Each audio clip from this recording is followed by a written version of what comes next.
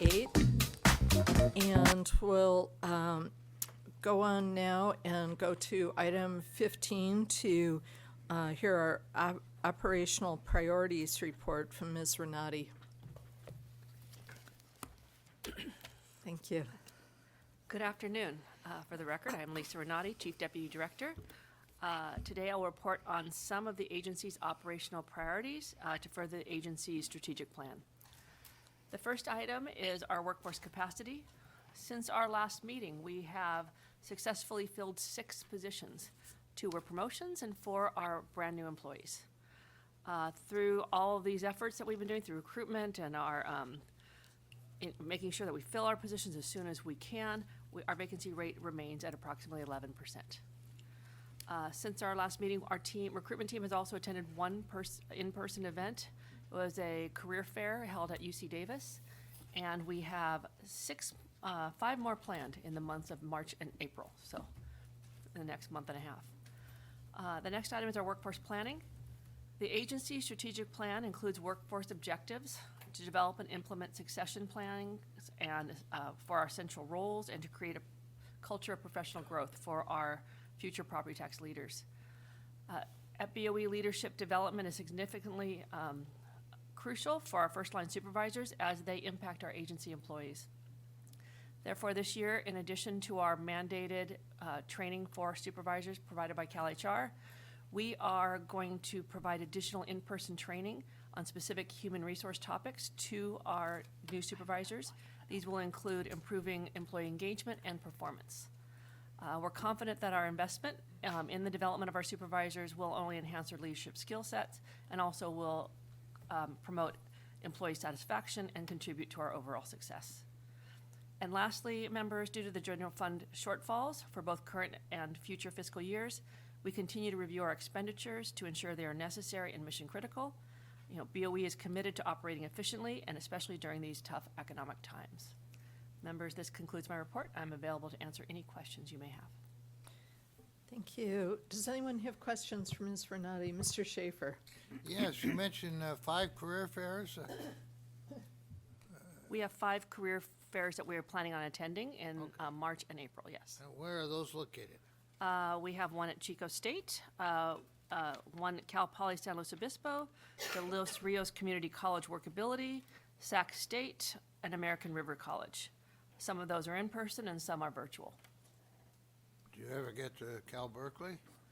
We haven't as yet, but we're not opposed.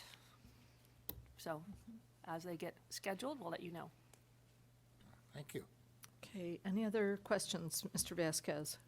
Just a quick one. I noticed you you talked a little bit about some of the many little, I guess, training sessions.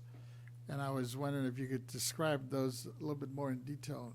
It sounds like they're very positive.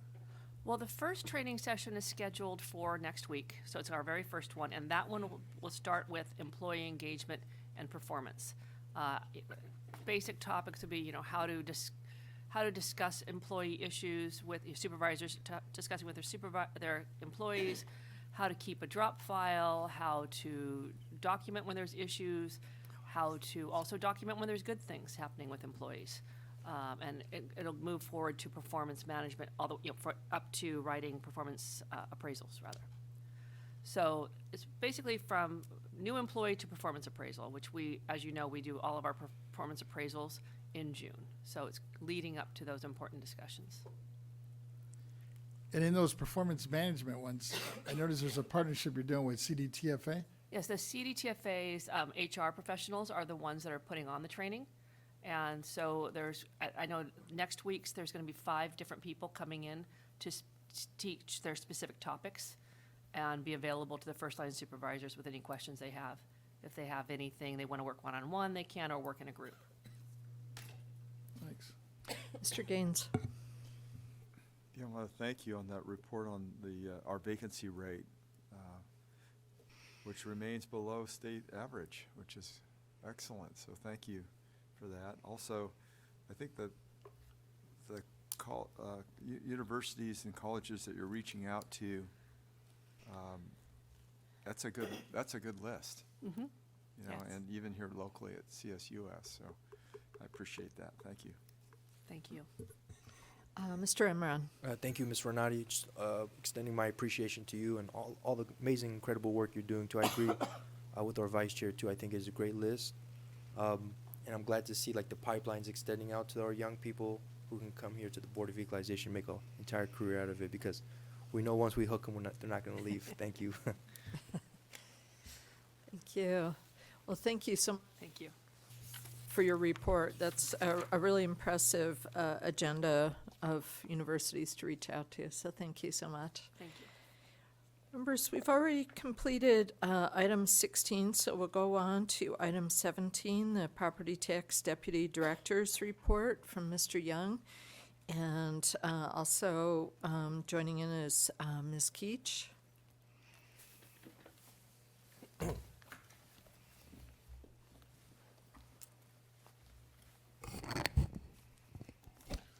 Thank you. Good afternoon, Chair Lieber, honorable members of the board. For the record, my name is David Young, Deputy Director of the Property Tax Department. So for today, I will have actually 3 reports for you. First 2 will be by Ms. Keach, and then the last one for SAPD I will actually cover. But before we start, I just wanted to let you know that as a whole, the Property Tax Department is actually doing really well. We have been, as you've already heard from Ms. Renati, we have been filling our vacancies. So now we are very much in the process of onboarding our new employees, getting them going, making sure they're productive, and making sure they have what they need in order to do their jobs. So we're doing really well there. We've already touched a little bit on it earlier. We are still very busy with Prop 19 implementation. We are getting a good volume of people calling in and asking with technical questions, both the assessors and taxpayers. And on average, we typically get somewhere around 500 inquiries per month. And right now, the majority of them is still Prop 19 related. So the work volume is still very high on that. So I just wanted to give you just a little overall picture as to what we're doing. And then I will have Ms. Keach start with the. Mr. Young, do we have bilingual calls? Do you get Spanish calls or any other? To be quite frank with you, most of our inquiries now actually do come in via our website. So there is a function on there, PT web requests, and you go ahead and you basically submit your questions, your inquiries online. We do get phone calls, and in the occurrence where we do get somebody who is a Spanish speaker or somebody who is not a native English speaker, we would have to basically set something up with them with City TFA. They provide our bilingual translation services, so we do have an avenue in which to handle that. Yes. So if you guys are ready, I will have Ms. Keach start out with the first one, the letters to assessors. Thank you. Good afternoon, Chair Lieber and honorable board members. I'm Lauren Keach, Chief of the County Assessed Properties Division. Today I'll provide you with a brief report on letters to assessors. Attached to this month's agenda is a memo on letters to assessors, which provides a list of the LTAs that have been issued since our last board meeting. In addition, the memo provides a link to the BoE's website where a list of all LTAs can be found that have been issued to date. As of the date of the attached memo, BoE staff has issued a total of 7 LTAs for calendar year 2024. Since our last board meeting, 4 of those LTAs had been issued, and those 4 LTAs are summarized as follows. An LTA to issue the report on budget, personnel, and appeals data for 2022-23 and roll data for 2023-24. An LTA on the disabled veterans exemption, eligibility letters. An LTA announcing property tax department reorganization and new division chiefs. And an LTA on the homeowners exemption. This concludes my report on letters to assessors. I'm available to answer any questions you may have. Thank you. Are there any questions on the LTAs? Mr. Vasquez. Thanks for the presentation. I just had a quick one on the LTA. I guess it's 2024-04, where county assessor data is reported for the prior year. Los Angeles County reported a very large number of parcels of institutional improved property. also showing a large value. What was included in that type of property? Do we know? If I may. Oh, Mr. I'll defer to Dave on that one. No problem. If I may. So that's a pretty broad category. They're usually the commercial properties located in LA County. If you LA County truly is, they're the 500-pound gorilla in the room. They have approximately a quarter of the state's number of parcels that they assess and about a quarter of the state's value. So they also have a quarter of the state's population. So that one county actually moves the whole property tax roll quite a bit. So there's heavy industry there, lots of commercial property, office buildings, industrial, manufacturing. It's all included in that one. And now that I have you up, when you were reporting earlier about the workload, and you were saying 500 calls. I guess it was 500 between emails and just phone calls. Yeah. Just out of curiosity, do you know roughly how that's evenly divided throughout the state, or is there any one concentration in any one of our districts? Well, once again, because of just where the population is, LA. so much of it is centered around LA. They have a quarter of the population, a quarter of the assessment. So much of it is from there, but it is very spread out throughout the state. We still get quite a lot of inquiries from actual stakeholders and taxpayers and property owners. We do get some from the 58 county assessors and their staff.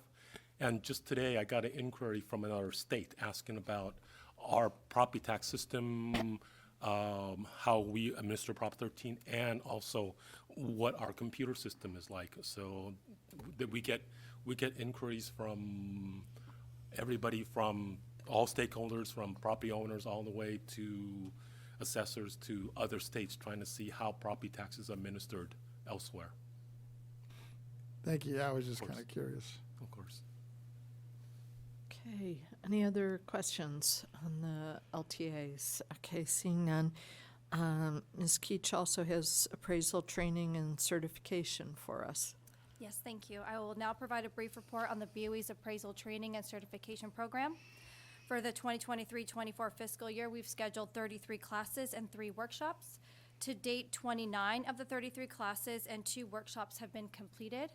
Since the last board meeting, 2 classes and 1 workshop have been taught. We also continue to offer our existing online basic training courses available through American River College and California State University, Sacramento, as well as our online courses and self-study training sessions available on the BoE's website. This concludes my report on the appraisal training and certification program, and I'm available to answer any questions. Thank you. Any questions? Just one Mr. quick one, Vasquez? and it kind of goes back to the LTAs you were talking about. I forgot as I was looking at it, since we're going to be talking about the veterans a little bit later, I was wondering on that, I guess it's the LTA 2405 regarding AB 1361, which was the Hoover-Rubio bill. And I guess it was the SB 82, which I believe was Serato, right, on the disabled veterans exemption.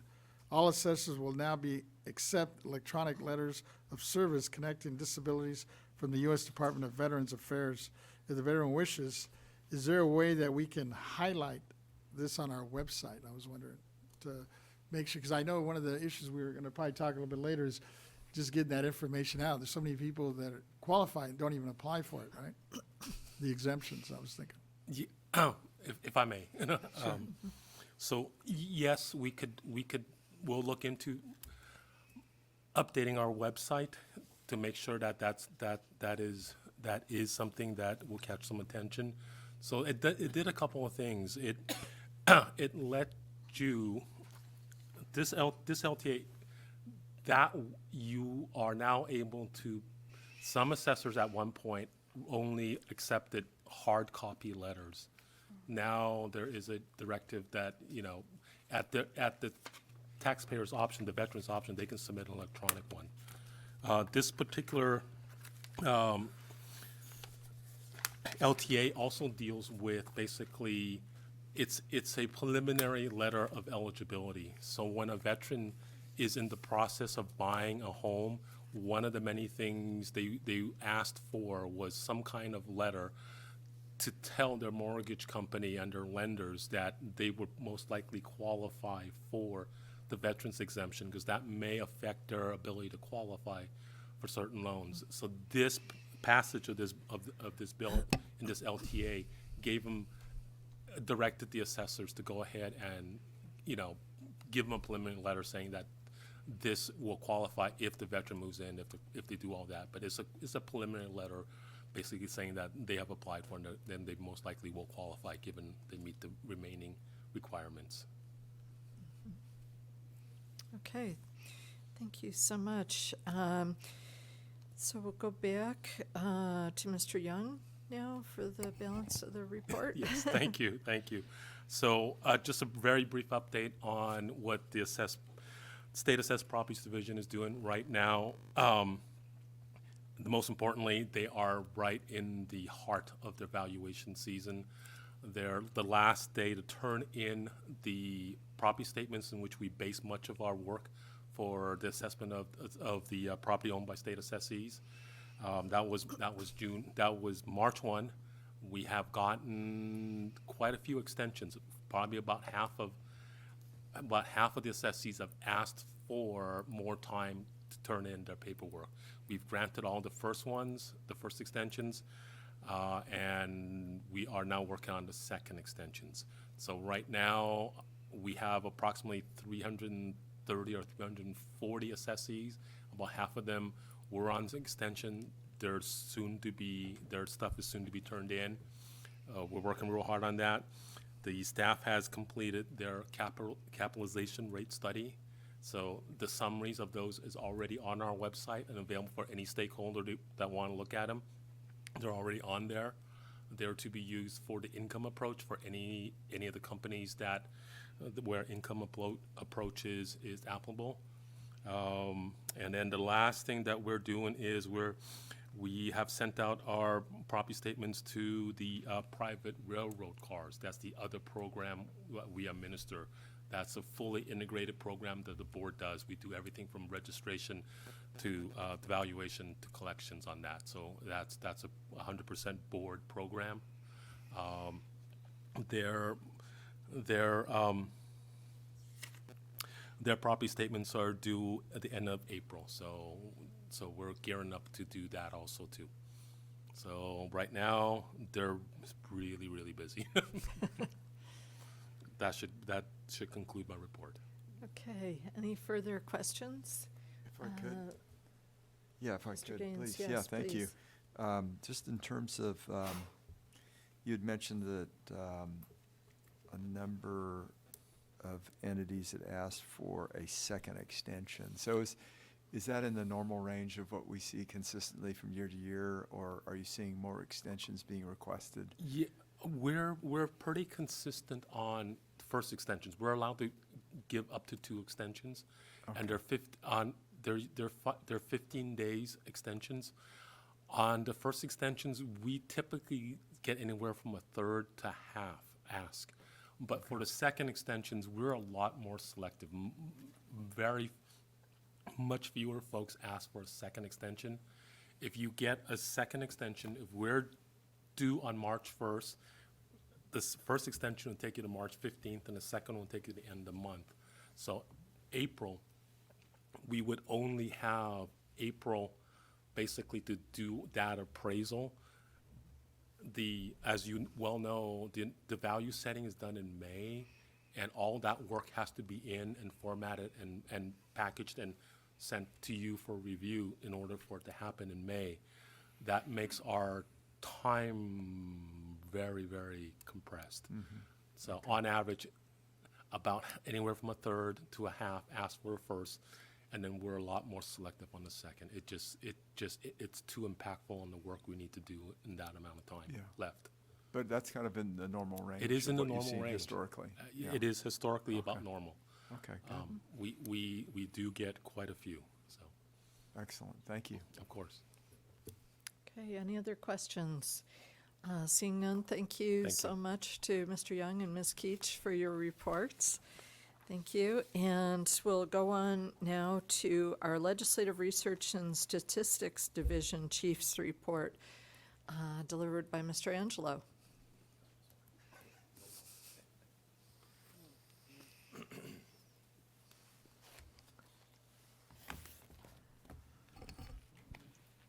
Good afternoon, honorable board members, Chair Lieber, Ted Angelo with the Legislative Research and Statistics Division.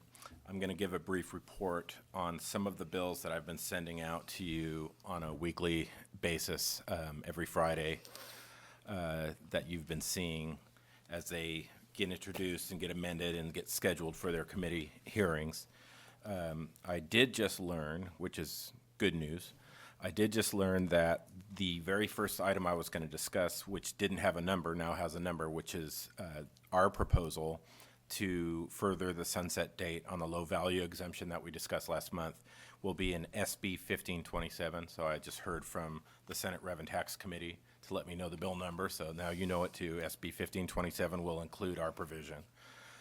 In terms of board support and opposed legislation, we didn't have anything when I came up here, but now we do. So AB 2238 will reflect that as we move forward. The next bills, I'm going to go over them relatively quickly, so I'm not here too long. But the primary bills right now that we're tracking and doing our analyses on and we'll be sharing with you soon are AB 1868, which is regarding the affordable housing model that's otherwise best known as the Habitat for Humanity model. And right now, valuation that takes place on these types of contracts deals with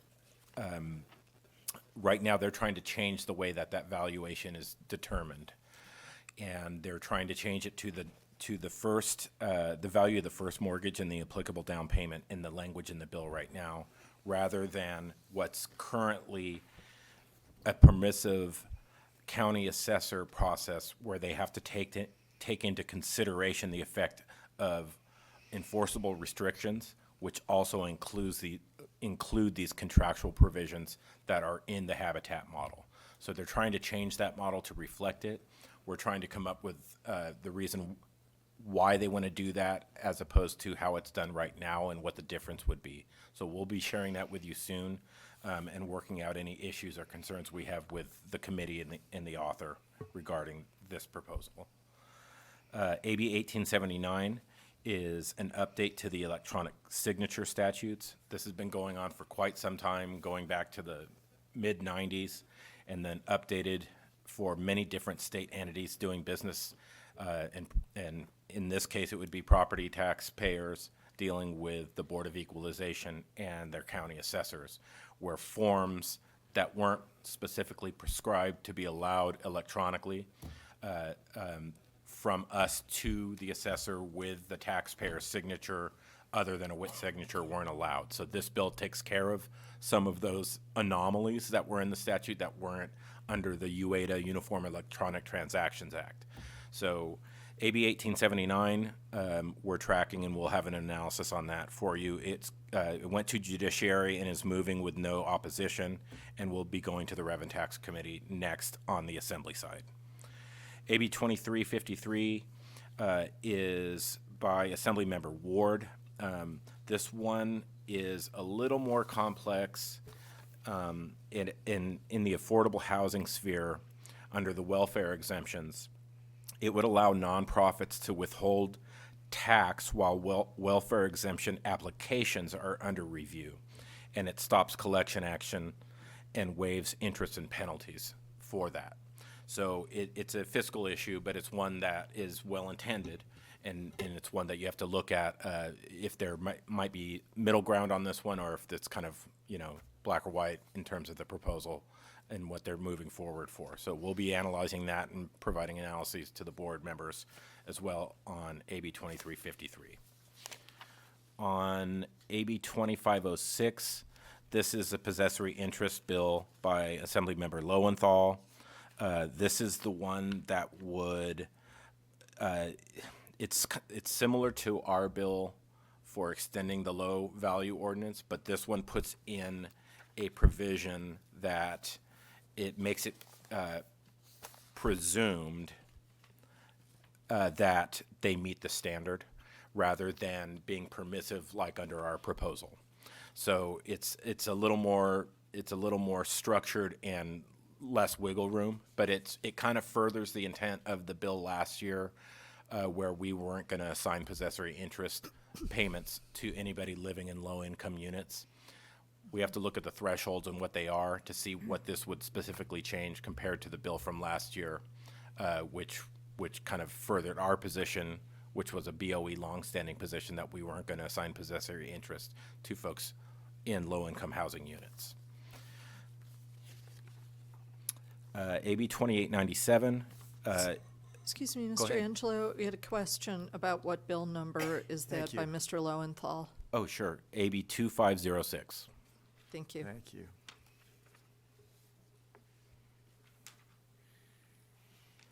So and again, it would exempt from property tax any possessory interest by a tenant in a publicly owned housing as defined, with a value so low that it's pretty much, in other terms, not worth trying to collect it, is what it does. And then it puts the burden, it leans to the taxpayer in terms of the presumptive nature of that before any kind of hearing, before any kind of board. So they don't have to overcome some type of standard. AB 2897, Connolly, is a welfare exemption community land trust bill. This one's going to be a little complicated, and we're going to be taking a look and analyzing that. This would eliminate requirements of a lease agreement between a lower income household and community land trust in order for the unit to continue to be treated as occupied by a low income household, and would amend the definition of community land trust to extend these requirements to a wholly owned subsidiary of the trust. This was in a bill last year that became a 2-year bill or didn't move forward. So it has two things in it. One of them was in a bill last year. The threshold that's involved in it is the percentage threshold to that we have to take a look at to see if it's going to cause any heartburn. And then on the Senate side, we have the accessory dwelling unit bill by Senator Newman, SB 1164. A hearing date hasn't been set as of the publication of this, but I believe it's coming up on April 10th or the following week on the Senate side. I have to check their hearing date. But this is an exclusion for accessory dwelling units for the first 15 years from taxation from construction of the accessory dwelling unit until there's a change in ownership. And it requires the board to prescribe the manner and form for claiming the exclusion. So there'll be some administrative costs for that, but it's also going to be a revenue issue in terms of just putting a blanket 15-year moratorium on any kind of collection of fees that would otherwise be in place under existing law. So one to take a look at there. AB 2238 is the FTB board membership you discussed earlier, so I'm not going to go into that again. SB 1436 by Senator Allen. Senator Allen was here last month, and he was describing the oversight board that is contemplated in this proposal, which would be made up of the controller, the director of finance, and the chair, you, Madam Chair, of the Board of Equalization, of the oversight of the two agencies under the Government Operations Agency, CDTFA, which is the State Department of Tax and Fee Administration, and the Office of Tax Appeal, or OTA, as it's known. So it would put together a board oversight of that entity. And just this morning, we saw there was a gut and amend, and AB 2895 by Assemblymember Gibson is doing something substantially similar. I haven't had a chance to read through the provisions to see if it's exact, but it's very similar to what SB 1436 is proposing. So there's two oversight of CDTFA/OTA proposals with the same type of framework. So we're taking a look at those as well from an administrative side. In 2-year bills, I'm not going to go into them right now. There's a couple of welfare exemption bills, and also the constitutional amendment and accompanying bill that were held at the end of last session. They're still not moving right now as we're dealing with fiscal concerns that would allow the veterans exemption and the disabled veterans exemption to also receive the homeowners exemption. That's SCA 6 and SB 871. And I believe that covers what I plan to discuss today. If you have any questions on any of those bills or any of the bills that I send out on a weekly basis, I can answer any questions you have. Okay, great. And I'll just let members know that I've requested that we have an item for next month regarding the board taking a position on AB 2353. And this is the ward bill to enhance access to the welfare exemption for affordable housing. And this was the bill that Mr. Mark Stivers from the California Housing Partnership commented on at our last meeting, and so we'll have that back next month. Other questions or comments for Mr. Angelo? Mr. Emron?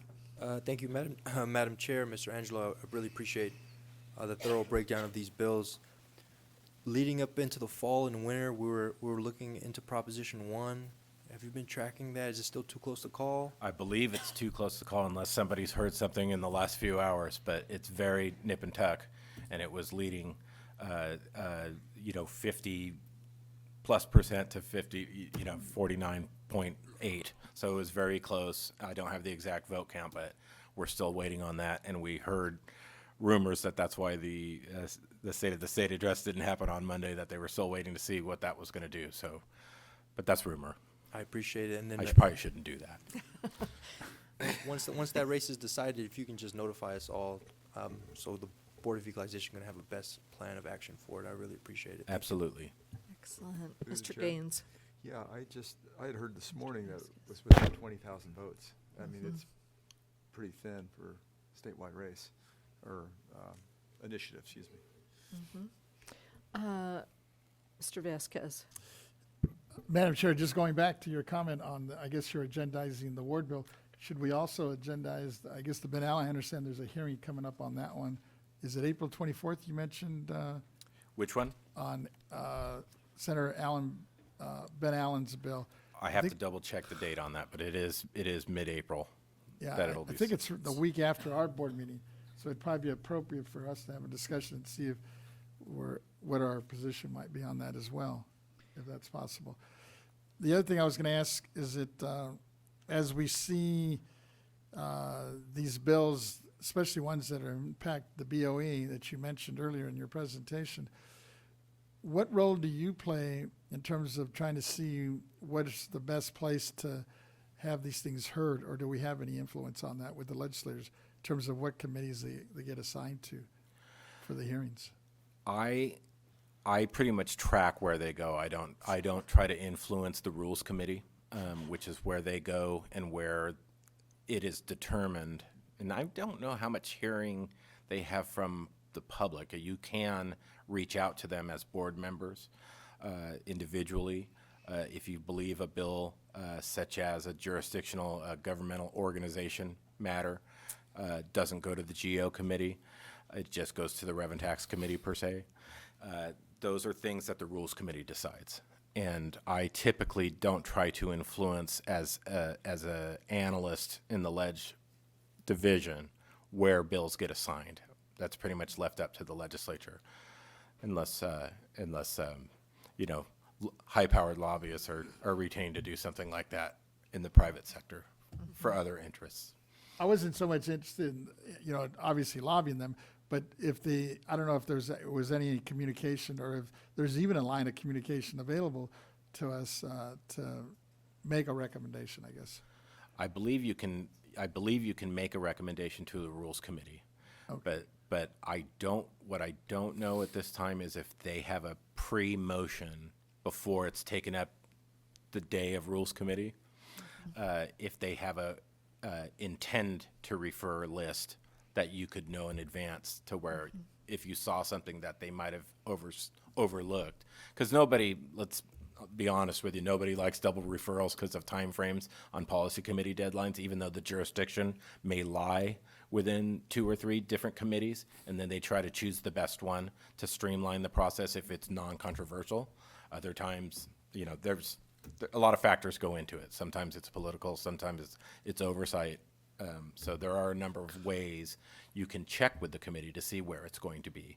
But I don't believe the Rules Committee is very forthcoming with their assignments in advance of their hearings. We might want to do that carefully and informally, because it's never fun to get your fingers burned on the Rules Committee. And so that'll be SB 1436 by Mr. Allen that we'll get back. And then did you want to also include AB 2895 by Mr. Gibson? Yeah, I thought he was gonna sign on to it, but it sounds like he might have a separate one that tweaks it a little bit different. We should take a look at it. Yeah, and we'll have more information, so that would be great for April if we may, and then there may be a clearer direction which piece of legislation has momentum or where things lie with that. So that would be great. Okay, other comments? Anybody else? I think that's it for right now. Okay. So- I will say one last thing is Yes. the deadline to amend bills is coming up soon.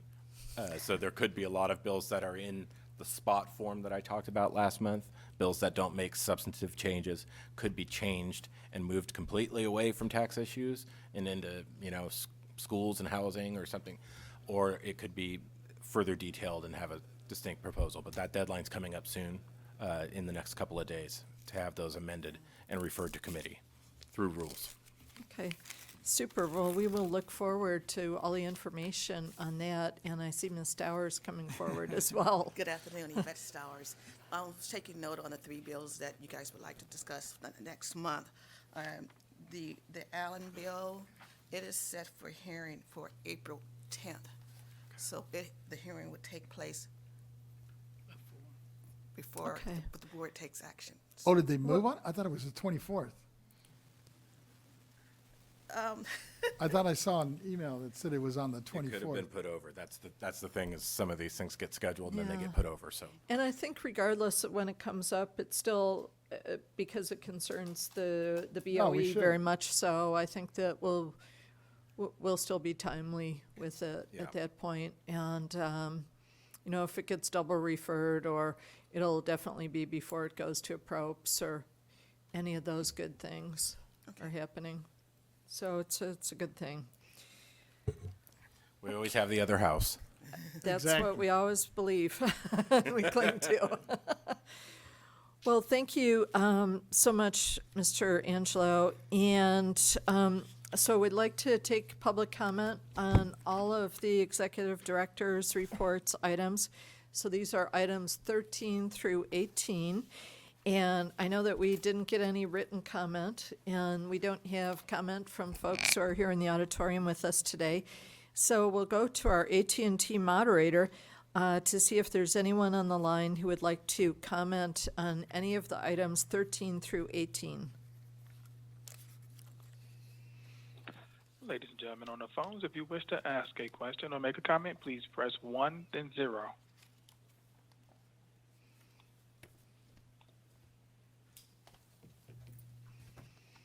And there is no one in queue. Thank you so much. Members, we're going to go on now to our last item of our formal meeting today before we go into our hearing. And this is closing remarks and adjournment. And I know that Mr. Gaines would like to make some remarks. Thank you so much, Chair Lieber. I just want to take this opportunity to adjourn in memory of a childhood friend of mine, Jeff Slater, and we ran track together, and he was a remarkable athlete, just a great guy. He ran a 419 mile in high school. He went to Jesuit High School in Sacramento, and he's still on their their all-time top 10 list of runners of the mile. So a record that he set in 1977 has been surpassed, but he's still in the top 10, which I found remarkable. But he died this week of a heart attack while riding his bike, if you can believe it, on the American River Bike Trail. And I had not been in touch with him most recently, but within the last year or so, I'd had a chance to talk to him. And so I was just shocked to learn that it was his heart that really could take the extreme stress of running, you know, a blazing mile run like that. And yet it failed him far too early in life. And life is fleeting, and I hope that we all work towards our goals, whatever they may be, and we find success in all of the roles that we play in our lives, be it our work or our business or our spouse, our family, siblings, children, colleagues, things that we do within our communities, and or as mentors, helping folks out. Because it can all end in an instance, and so we need to live our lives fully while we have that opportunity here. So let's like to close saying that I'll be praying for Jeff and his family, and God bless him and his family and friends and all the lives that he touched. So thank you. Appreciate that. Thank you, Mr. Gaines, and I hope you can convey the board's condolences to the Slater family. Thank you. Anyone else who would like to make closing remarks? Mr. Vasquez. I'd also like to adjourn in memory of Ms. Carmen Rodriguez, who was a family-owned business. They started a little Mexican restaurant. It was actually one of the reasons I got on the BoE back in the day, because they were getting hit real hard on this franchise tax board. But we lost her last week. But she was able to run a pretty successful business, little mom-and-pop restaurant for the last, actually, I think they're celebrating their 50th year in May in Santa Monica. And actually, it turns out her oldest son, Gilbert, just got appointed as a judge by our governor last year in one of the municipal courts there in the west side. So she was able to see that, but yeah, we lost her to, she was fighting with Parkinson's disease, and so she'll be sorely missed. And I just wanted to make an adjournment on behalf of their family. Thank you so much, and we definitely would like you to convey our condolences to the Rodriguez family. Thank you. Anyone else who'd like to make comments? If not, we are going to adjourn the board meeting at 2:31 p.m. Our next scheduled board meeting is Tuesday and Wednesday, April 16 and 17, 2024 at 10 a.m. And we'll be reconvening for our board work group meeting at around 2:42 here to hear veterans exemption, disabled veterans exemption, and homeowners exemption matters. Thank you.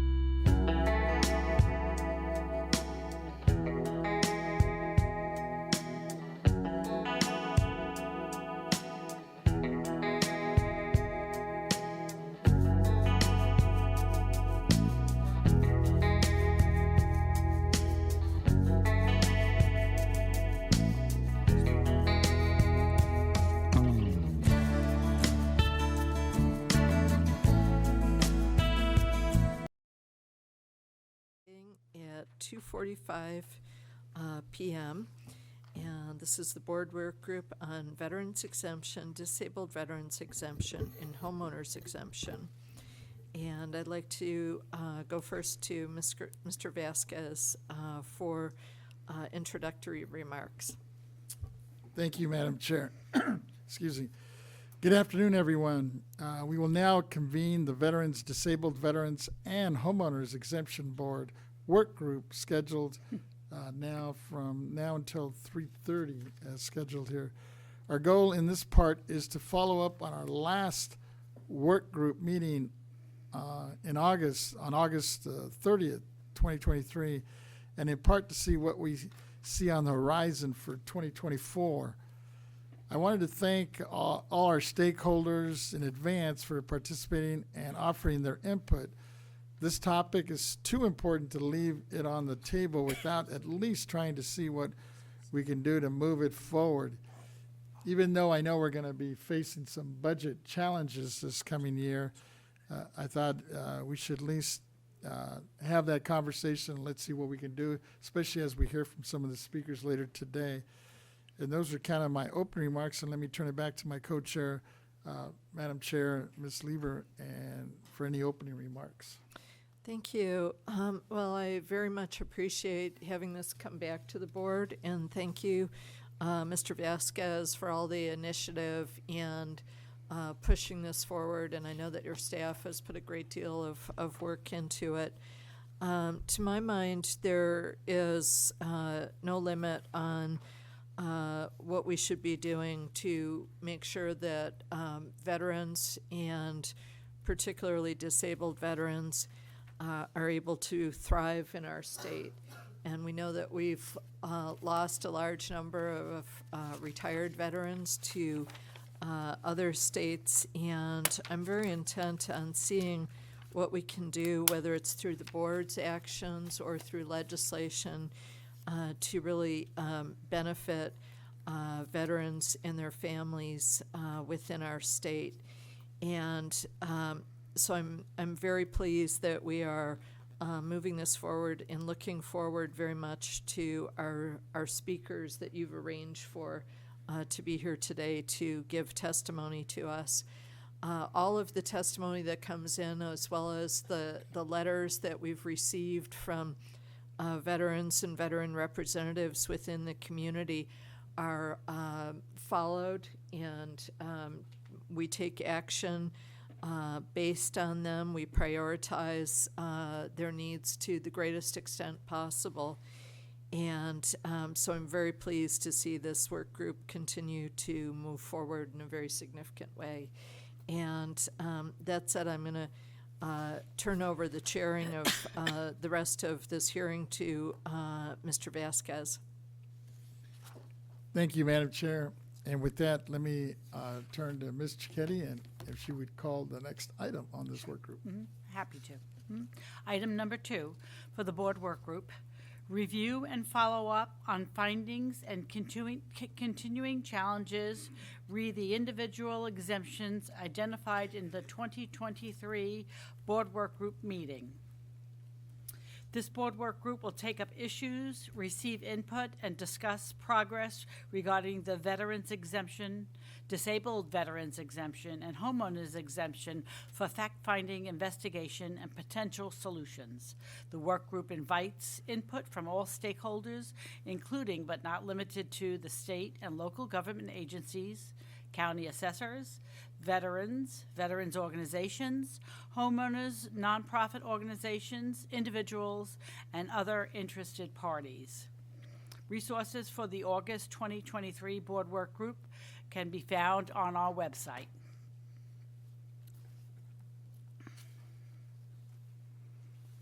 With that, members, assessors, and stakeholders, as stated in the report on August 31st of 2023, the Veterans Group Work Group, there was a great deal of discussion regarding the Veterans Organization exemption and process required for a veterans organization to qualify for the property tax exemption for properties they own, such as the American Legion Halls under RTC Section 214, 215, and 215.1. Due to the complexity, Co-Chair Lieber and I believe requested the executive director to work with the BoE legal and property tax staff to review state and federal laws, cases, and regulations regarding veterans organizations to determine the most inclusive interpretation of the exemption that would allow veteran organizations to achieve their mission with a minimum of restrictions. Because that work is still in process, we will not be discussing it during this work group meeting. Instead, we will focus on the individual veterans, disabled veterans, and homeowners exemptions for people who may qualify but are either having difficulty or are falling or failing to apply or having other issues. With that, let me turn it back to my co-chair, Ms. Lieber, if she has any input before we move forward. Thank you, Mr. Vasquez. In the interest of time for our speakers, I'll defer any further comments and so that we can go straight to our speakers. Thank you, Madam Chair. With that, Ms. Cicchetti, I will turn to you for the speakers that we have hoping and ready to participate and weigh in. Alrighty, for this first, for item number 2, we have Jim Zenner, Director, Los Angeles County Department of Military and Veterans Affairs, California County Veterans Services Officers, CACVSO Annual Report. Welcome. Hi. Thank you, Mr. Vasquez, and I appreciate the opportunity to testify in front of you, the Board of Equalization today. As stated, my name is Jim Zenner. I'm the Director of LA County Department of Military and Veteran Affairs, and really want to start off by reiterating kind of what we're seeing here in LA County specifically. We are seeing a drastic increase in requests for help with financial assistance. So as county VSOs, we serve here in LA County, we serve anywhere from 10 to 12,000 veterans and dependents annually.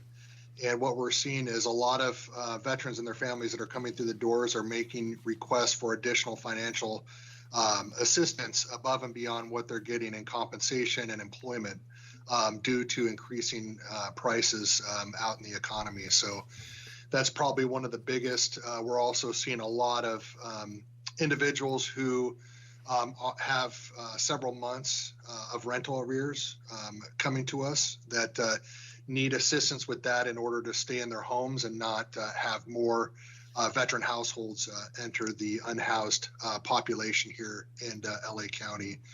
And with that, to really kind of build on what I was talking about last time I engaged with the board, is really the need to have community partners like our VSOs, like American Legion, VFWs, to lean on for that temporary financial assistance.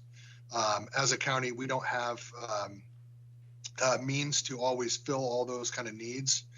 And as the need continues to grow, we're growing more and more dependent on our VSO partners and other community partners to fill that gap.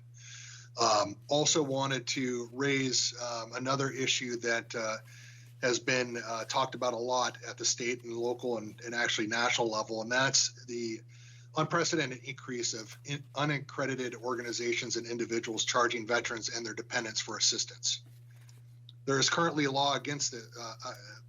This is currently against the law, but there is no criminal repercussions or penalties for those that are willingly break the law. There are several reasons why we need laws to protect veterans and their dependents against these unaccredited organizations charging veterans and their families for what we do for free as a county and as a state. Reason number one why we need to address this: accreditation by the Department of Veteran Affairs is not just a bureaucratic hurdle. It ensures that individuals assisting veterans have a necessary training and knowledge to provide accurate and effective help. Also, we need to protect veterans from financial exploitation. We want to protect our veterans from being charged exorbitant fees by unaccredited individuals and ensure that options available are regulated, transparent, and fair. There's a precedent for pro bono assistance through government veteran service organizations and VSO service organizations. Historically, assisting veterans with initial claims has been a pro bono service provided by accredited organizations and individuals. Charging for these services could set a dangerous precedent that commodifies the rights and benefits that veterans are entitled to by law. Additionally, some of these organizations state that they are veterans for veterans. There are many veterans out there helping fellow veterans to understand the process and how to fill out the forms, but they do it for free and are not trying to earn a living off of it. Addressing the claims backlog. While there is a demand for initial claims assistance, the solution is not to allow unaccredited individuals to charge for these services. Instead, efforts should be focused on addressing the backlog within the VA system and improving the efficiency and capacity of accredited service providers. The next is moral and logical reasoning. The principle for not charging veterans for help with VA claims is rooted in moral and logical reasoning. Veterans have already paid a significant price through their service. It is unjust to require them to pay again for accessing the benefits that they have earned. There's also a potential for harm. Allowing unaccredited individuals to charge for claims assistance opens the door to predatory practices where veterans could be misled or charged for services that are otherwise available for free or provided at a lower cost by accredited representatives. Legislative intent, we really need laws to uphold the integrity of the system that serves our veterans. It is about maintaining a standard of care and support that honors their service and sacrifices.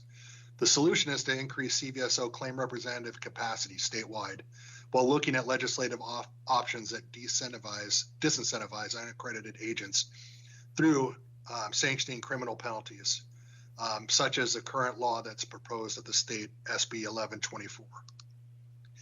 And really, it kind of circles back around to the need for more outreach at the county level. As we look at additional state benefits or connecting our veterans and their families in our counties to benefits, we just don't have the capacity as county VSOs to get out there and be out in the community as much as we want. We're trying to keep up with all the increase in claims that we're receiving as a result of the PACT Act that was passed in 2022.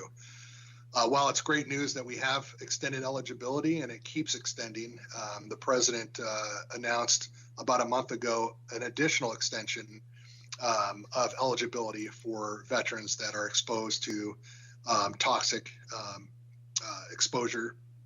And as these additional eligibility requirements are freed up at the federal level, we have to be able to keep up as counties regarding outreach. And really, we act as a liaison between the VA Medical Center and our counties. So as these updates are coming, we're tracking them coming down from the VA, and we are the point of contact for our counties to make sure that that information is getting out to as many county departments and as many people as we serve as possible to make sure that they're accessing these services. Of course, these federal dollars flow back in to our counties and produce more tax revenue being generated. And that's all I have for the board today. Thank you for your time. Thank you. Let me turn to my members and see if there's any comments or questions. Yes, Member Gaines. Yeah, thank you very much, Mr. Zenner. I appreciate your presentation, and I'm just curious about services to veterans. You mentioned 10 to 12,000 vets in the state of California. Are those services helping retain veterans in the state of California? I mean, are you seeing veterans move out of California because of the high cost of living, or are we retaining them because we may be providing actually more benefits than other states? Yeah, that's a great question. And just a point of clarification, that's 10 to 12,000 in the county of Los Angeles. We have approximately 232,000 of the 1.5 million veterans that reside in the state. And really what I hear from the community the most is really the tax breaks as they're transitioning out of the military, looking for what states have the biggest tax breaks and having that be a point of decision as far as where them and their family is going to transition to. Also, the opportunity and accessibility of jobs. That is another piece that I hear as part of my interaction with the veteran community here in the county. being a point of decision making for veterans and their, well, transitioning service members and their families as far as where to go once they get out of the military. Okay, great. I hope that answered your question. Yeah, thank you, that helps. And then you mentioned SB 1124, and that would be going after these entities that are charging fees? Is that that's the purpose of that law? That's correct. There's these really large for-profit organizations located across the country that are targeting veterans. I have veterans forwarding me text messages all the time about these organizations that are reaching out to them via text message, email. They're very aggressive campaigns. And when they charge veterans, one, it's for something that the veteran already earned and shouldn't be charged for. And two, when they charge these fees, it's often going to companies outside of California. So those dollars are transferring out of the state for the services that are provided. But the single point of contact and the single reason why we're most motivated as county VSOs to really support SB 1124 is the fact that we believe our fellow veterans and their families earn those benefits through extreme sacrifice, and we shouldn't be paying for those services. You talk to the folks that are doing the work on the ground, my staff that are a couple of doors down right now helping veterans, they'll tell you that, and you can see it in their eyes, they do not want fellow veterans being charged because they feel it's the wrong thing. Right, absolutely. Thank you, appreciate it. You're welcome. Madam Chair, Co-Chair, you. go ahead. I too am very interested in protective legislation on the issue of the sham consultants that are asking for a price from veterans, and I know that we went through a similar path of legislation on the immigration consultants that were unqualified and were charging exorbitant rates and causing individuals to miss deadlines that were critical for them. And I think where this intersects with our work is so many times in the property tax world, there is a one-way gate that has a limited amount of time. And if someone gets bad advice and worse, has to pay for that bad advice, they can really miss a benefit that they should have gotten. So I hope you'll consider us very interested in any legislation that you see. And we can also request from our staff that we be kept up with any relevant legislation on that. So thank you very much for raising that issue. You're very welcome. Thank you. Thank you. Looks like my Deputy Controller also has a quick question here. Yes, Go ahead. thank you, Co-Chair Vasquez, and thank you, Mr. Zenner, for coming back to this Board of Equalization. I think you offer a very, very interesting, unique perspective. I think also is completely unacceptable for veterans to be in these phishing scams, to be defrauded, and I'm glad the state's taking steps to step up their enforcement, which is absolutely critical in keeping veterans in California. I did have one question in regards to the outreach the counties are doing. Does that include a listing of free services for vets? And then also, is there any outreach to homeless facilities as well? Yeah, that's a great question. Here in LA County, I sit on the One Team initiative, which is part of the VA main push, and that's over 250 homeless providers that are either VA providers, VA contract providers, housing authorities. It's really kind of this massive team that gets together to talk about policies and strategy around homelessness, and then really use that forum to double down on the case conferencing, support the case conferencing that's going on to actually problem solve getting homeless veterans into housing. And my role as a county veteran service officer is having accredited reps sit on those case conferencing calls to make sure that all our veterans that are experiencing homelessness are getting connected to the benefits that they've earned, both at the state and the federal level, to once they get housed, to keep them housed. And so that's really kind of what we're doing in LA to really make sure that the VA has a real strong connection with the county and that the county is showing up in a way that is going to help the VA solve the problem of veteran homelessness here in LA. Hopefully that answers your question. And one thing I'd also like to add is there's additional legislation around justice-involved veterans that the state is looking at right now, and that's Senate Bill 1025. And what I really appreciate about that bill is that it has all veterans that are involved in the justice system brought to the county VSO. So they're referred to the county VSO.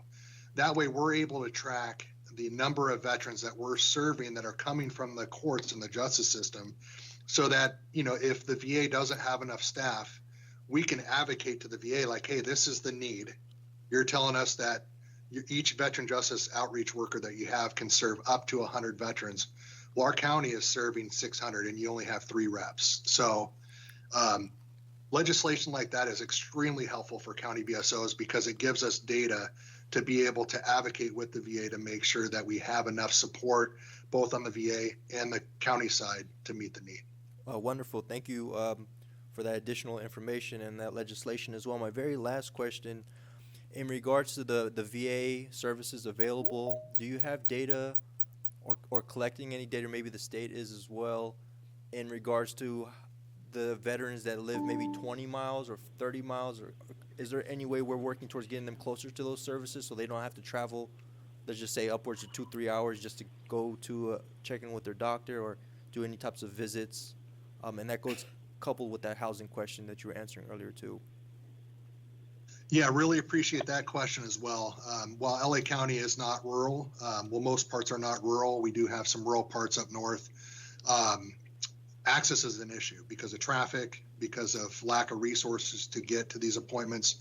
Our strategy in our county veteran service office is really to increase the capacity through any means possible to put additional reps on the ground to partner with our cities, to really leverage relationships with our 88 cities to establish veteran resource centers that are not located by a VA medical center, to bring access to those communities for our veterans, especially considering that over 50% of our veterans are 65 and older. We're very, very focused on making sure that access is not an issue for those veterans. Or, oftentimes we have sons and daughters bringing their veterans, their older veterans, to services, and they're taking time off of work to do all that. So we're very cognizant of that, and our approach is really to leverage our partnership with our cities. They basically provide the pro bono space and office supplies and receptionists for us. We bring the service officer there. Sometimes we bring the VA partners there if the volume's high enough to kind of increase that access. Very nice. Thank you. Thank you, Mr. Zenner. Mr. Zenner? You're welcome. Yes, Member sir. Schaefer, go ahead. Yes, you mentioned older veterans, 55 and older. What about, how's your population of, say, 80 and older? Yeah, so our I don't have the data right offhand, but Can there I get are the quite. $16 wash, please? Pardon? I think one of the speakers is off mute. I think, sir. Yeah. No, I live I live with a group of people generally 80 and over, and I'm 86, and I run into a number of veterans that, are in their 80s and sometimes older, and I just wondered, do we have any idea of the size of this group? I think they'd be the most vulnerable of all of our older people, a lot more than the 55-year-olds, because they've outlived their own children many times. They're lonely. The financial resources they may have coming in may not be adequate when they have increased problems, although I think they have some medical assistance. That's why we have veterans hospitals. Yeah, no, that's a great point. That data is available through the 2022 census. I just don't have it pulled up for this meeting today. Sure. So just a point of clarification, it's over 50% that are 65 and older. Oh, okay. But yes, we do have a number of veterans that are 80 and older. I did look at that data before, and I know we have a good size number. We partner with our aging and disability department, who sees a lot of older veterans come through community centers, enroll in our Meals on Wheels program. And so we have an MOU with them. So when they run into a veteran that's getting services, that triggers a referral to our department so that we can assist that veteran get connected. A major benefit to veterans that need the in-home supportive service is a benefit through the VA called aid and attendance, and it's a very complex process. We often and sometimes rely on legal services to help veterans get connected to that service, but that will also pay additional money to provide the in-home support for our older veterans to remain in their homes or be able to afford assisting living or a SNF level of care. And you're aware, of course, of the veterans' flights that Southwest Airlines arranges periodically. I've known a number of older veterans who go back to Washington, D.C. and have a nice tour, and that's all they talk about when they come home. I've heard of that program, sir, and I've also heard of other programs that take Vietnam vets back to Vietnam and World War II vets back to the Pacific Theater and European Theater, where they served in combat as well. And yeah, that's my same take. Is that is a very popular program for our veterans. Thank you. You're welcome. Thank you. If there's no other questions, I just had one quick one, Mrs. Jenner, and it's, as I know, the California voters passed Prop 63, the Veterans Mental Health Grant Program. I think it was about a year ago or so, but I was just unaware that the California Veterans Health Initiative, is that a separate program or is it something that's already in place? Yeah, to my understanding, the California Veteran Health Initiative is from the $50 million of general funding. I sit on the CalVet RST team. It's the, of course, I'm going to freeze up and not remember what RST stands for. It's a research surveillance team, and we're taking a look and helping CalVet think through the data collection side. And so we spent some time over in Washington, D.C., talking to officials top officials in the VA Suicide Prevention Office around that, but that's separate from the MHSA funding, to my understanding. And do either of those programs deal with or are involved with the housing of veterans? The MHSA funding, some of it is a small amount, to my understanding, and the California Veteran Health Initiative is focused solely on suicide prevention. Thank you. I think that was it for the questions. Thank you for your time. I appreciated your input on this, and we'll be in touch. You're very welcome. Okay. Thank you. Ms. Cicchetti, who's our next speaker? We're going to go to item 3, where the speakers are. Item 3 is discussion of pending or new local efforts and statewide legislative proposals regarding veterans, disabled veterans, and homeowners exemptions. The first speaker on that is Antonio Castro, Jr., Chief Appraiser, Legal Services and Major Exemption Division, Los Angeles County Assessor's Office. Welcome. Thank you. Good afternoon, Mr. Chairman and board members. Thank you for the invitation. Assessor Prang sends his best wishes to all, and thanks you for the invite as well. I am speaking on his behalf as he could not make it today. I did attend the August 30th meeting, Mr. Chairman, thanks to you, and I think it went well. There's a lot of information that we've been looking at, a lot of data that's out there. We've had some preliminary discussions amongst ourselves and also with members of your team with regards to what is needed. We have recently uncovered some data that I'm sure maybe many of you already know of. One piece of information I might share with you is as of 2021, I think this information was retrieved from 2017 through 2021, that there are still 2.7% World War II veterans still out there in California. 7.6% of veterans are Korean War. And of course, the big one, 35% are from the Vietnam era and so forth. So there are definitely a lot of veterans still in California, of about 1.5 million. And 4.8% of California's adult population are veterans of the U.S. military.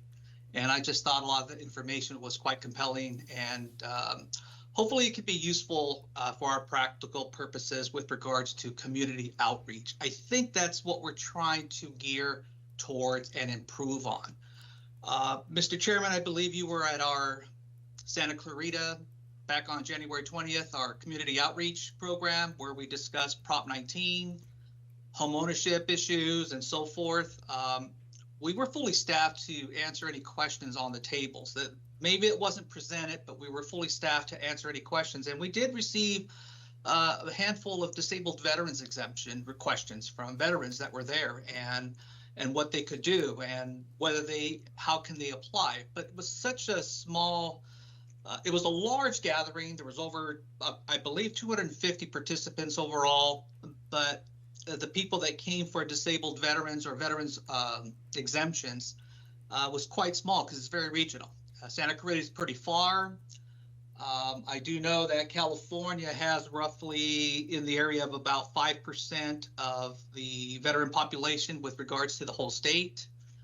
I think what we mentioned is legislation is obviously important, and there are numerous active legislations going on, such as SB 871, that will allow the homeowners exemption in addition to the veterans exemption. I believe that's going to be carried through SCA 6, which needs to be approved by the voters. So there's a lot of things still active that will help disabled veterans get the full benefit, not just limited to the veterans exemption or the homeowners exemption, which of course the homeowner is $7,000 versus $4,000. So if they can combine the two, obviously that will be helpful. In Los Angeles, as I mentioned before, we have roughly 950,000 homeowners exemptions. However, we only have a little over 5,000 disabled veterans exemptions, combined basic and low income type. We have 0 veterans organization exemptions and 0 veterans exemptions. And when I first came into the unit, I thought that was quite compelling. And as I mentioned before, I believe there are things out there. I believe AB 1361 was enrolled. That's the veterans or disabled veterans exemption preliminary application. Authorizes a county assessor to provide a written or electronic determination of preliminary eligibility for the disabled veterans property tax exemption. Another one that's still active is SB 82, which requires the county assessor to accept an electronically generated letter of service connected disability in lieu of an original letter of service connected disability at the discretion of the claimant. So there's a lot of little things that we can do that's being done that will help the disabled veterans. But I still think the key is us trying to reach out in mass, not just a few at a time going city to city. Obviously, we can't hold a rally of 30,000 people. It'd just be too overwhelming. But I think the outreaches that the assessor and my director, Dar Smith, have put together, I think is very helpful in getting that started and reaching out.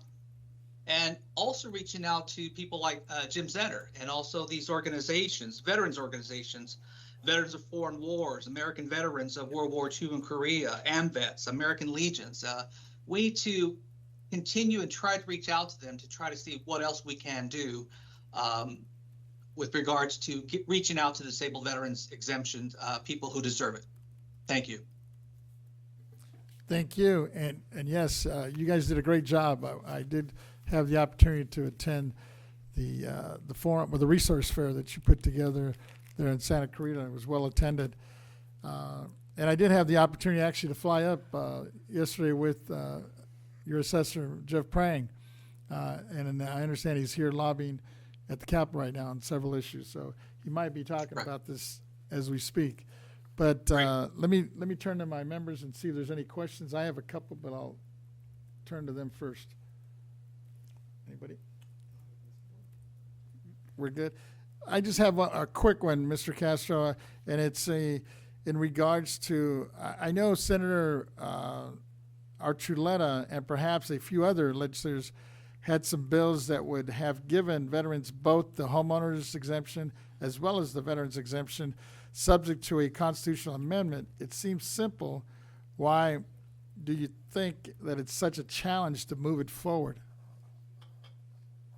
Well, as I recall, there were some recent discussions with regards to providing accurate numbers to the members, so that way the fiscal impact can be actually somewhat accurate as opposed to just guessing out there. Obviously, a fiscal impact or impact to the budgets are a big consideration. And so that's what we've been trying to do here recently.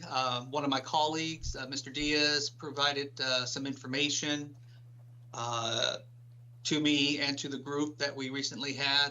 And there's a lot of data out there on getting some accurate numbers, so that way there can be an accurate fiscal impact. I don't have all the data with me with regards to what was given, what kind of estimates, and maybe it's just seemed way too much of an impact. But I think as we keep digging further and further, we could actually get more fact-based information.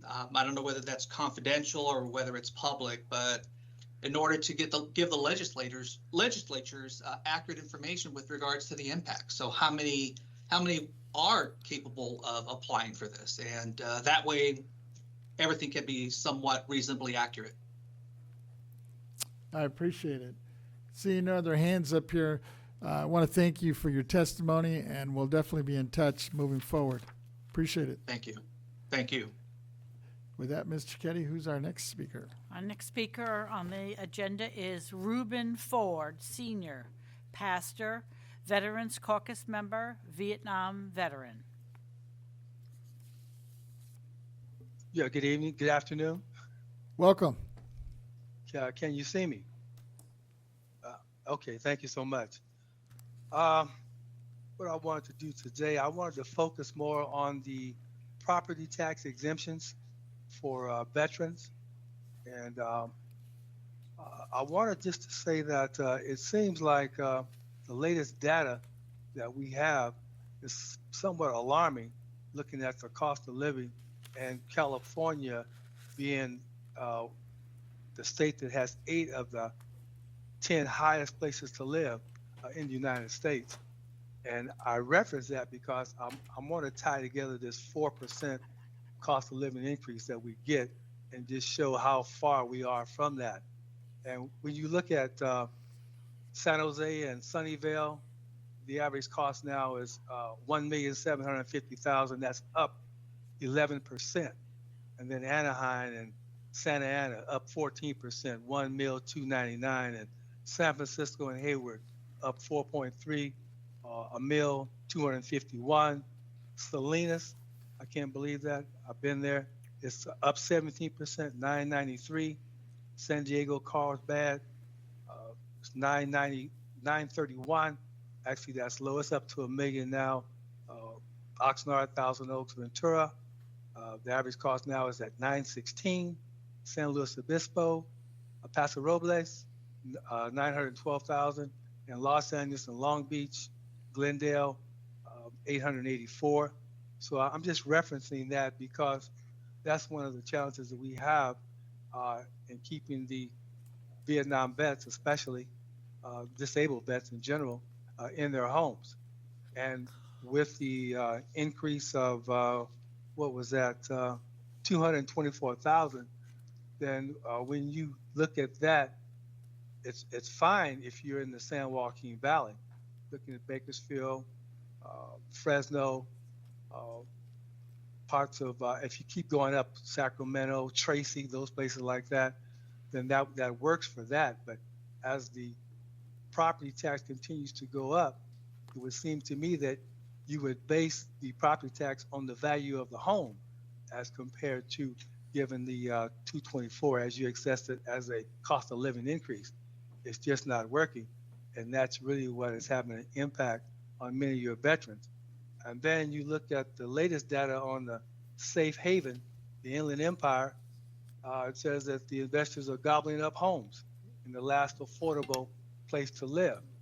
And of course, the irony of the Inland Empire is you have more Vietnam vets come out of the Inland Empire than any place in California. And California had the most Vietnam vets of any other state, followed by Texas and Florida. So my concern is that when we talk about the affordability, it's only getting worse. So I don't have to reinvent the wheel on this because it seems that Senator Bob Archuleta in his SB 726 on property tax exemptions, he sort of lays it out. And at the end of the day, and he was talking about numbers 775,000. And so the question is that we're still far behind, and it's only going to get worse.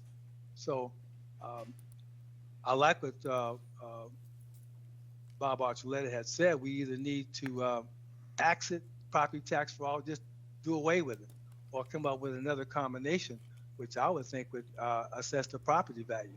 And there seems to be no other way to get around it, especially for disabled vets, 100% disabled.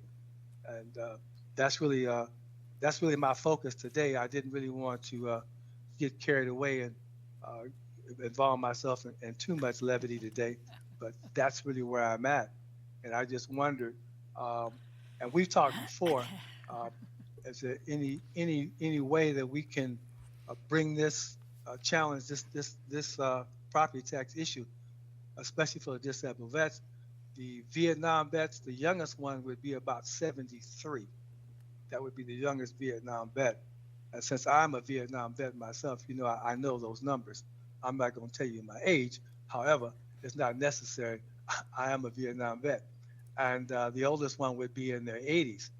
And also, not to be cynical, but the Vietnam vets are falling off the road every year.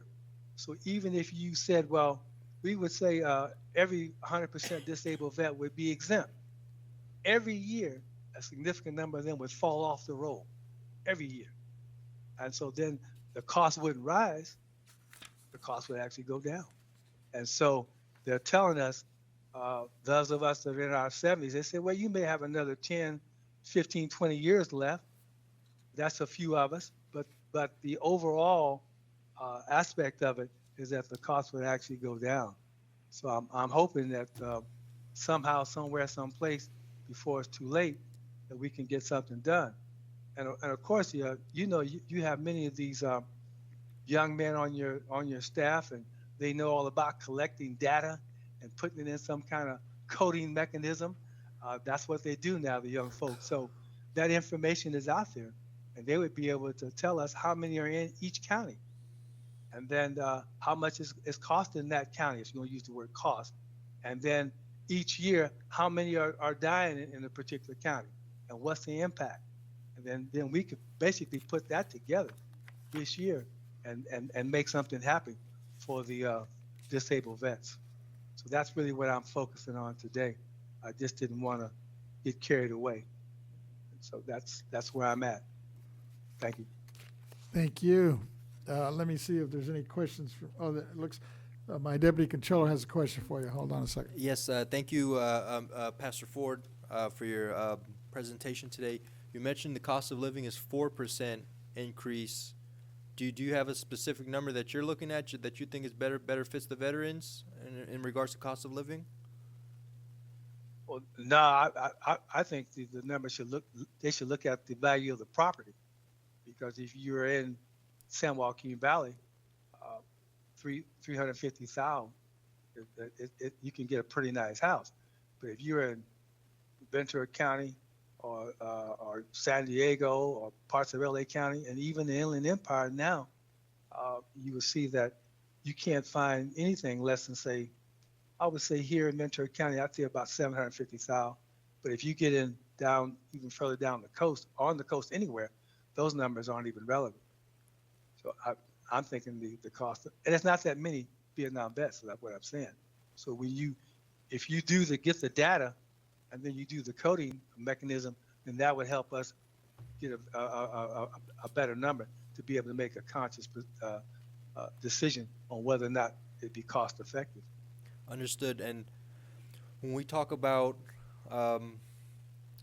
these homes, and we're talking about sometimes the veteran may be 100% disability rating, are these homes ADA accessible, or is it also cost to convert those homes into some type of accessibility, like for example ramps around the home and having more of a ADA accessible to move around the house? I don't have any data on that. I would imagine that most of the Vietnam vets have some form of ache or pain. Uh, and so, but I believe that most of them have found a way to get around their home. And in fact, if they did have to upgrade their home for the ADA, I think that there would be agencies that facilitate that. So that wouldn't really be the challenge. Like I say, the youngest vet is 73, so he probably got a little sciatica or he probably got some arthritis in his back or whatever. So there's something already happening. So, but I do think that if they know that they can stay in their homes until they're called in, then that would take some of the stress and the anxiety that they have. Because as we know, moving is one of the most major traumas in your life. You know, and especially as you get older. Thank you for your response, and thank you for being here today. All right, Thank you. Oh, go ahead. I'm fine. I was actually just thinking a little bit about, I know one of the tough things the challenges we're going to have is with the budget. We're hearing the shortfall here, but if we were able to find some resources, what would you recommend or say would be the number one thing you'd like to fund moving forward that would be the most important in helping, especially, I guess, the Vietnam vets? I would say the property tax exemptions. I mean, the 100% disabled. I would think that would be paramount. And personally, I think they should eliminate it, but I'm sure that won't happen. But and that's a part of Bob Archuleta's SB 726.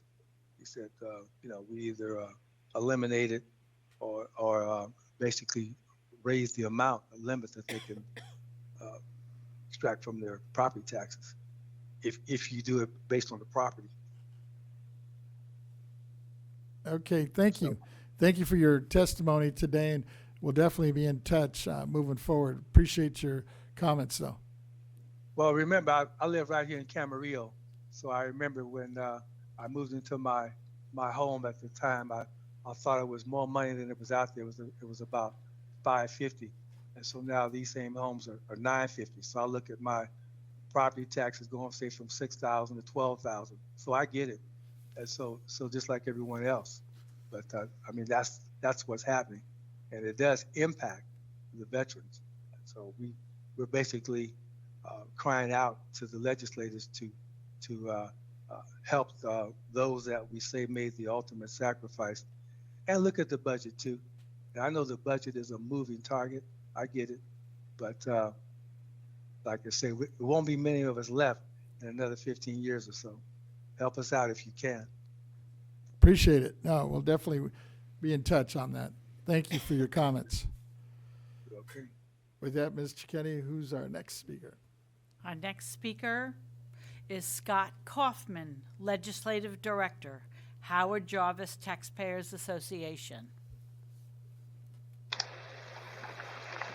Hello, Welcome. Can you all hear me all right? Yes, welcome. Okay.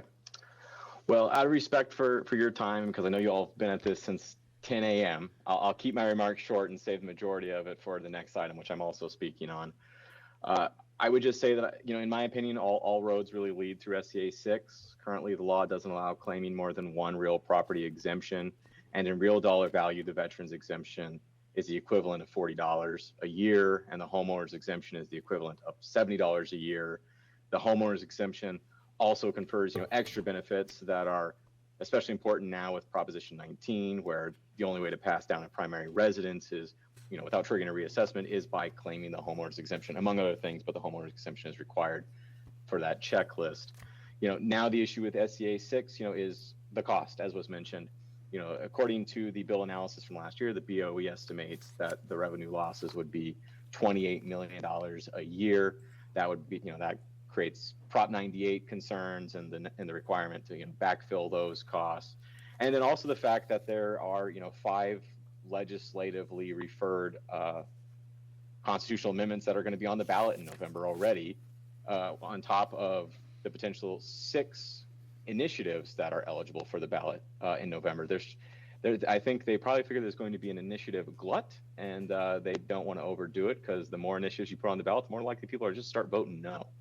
So I think we've got some real hurdles here, but I think SCA 6 or a future iteration of SCA 6 is really the path to go, because we have to break this requirement that you can only claim one and allow veterans to stack if there's really going to be any benefit to them through the veterans exemption. Thank you. And that's it. You're welcome. I think I have a question. Oh, was that a hand? No, it wasn't a hand.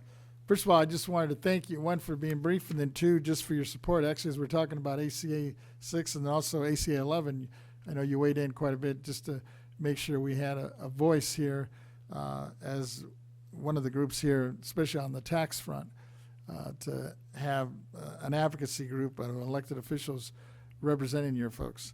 So I appreciate that. And I know you'll be coming back shortly again. And seeing no other hands. Oh, wait, there is. Member Gaines has a question for you, though.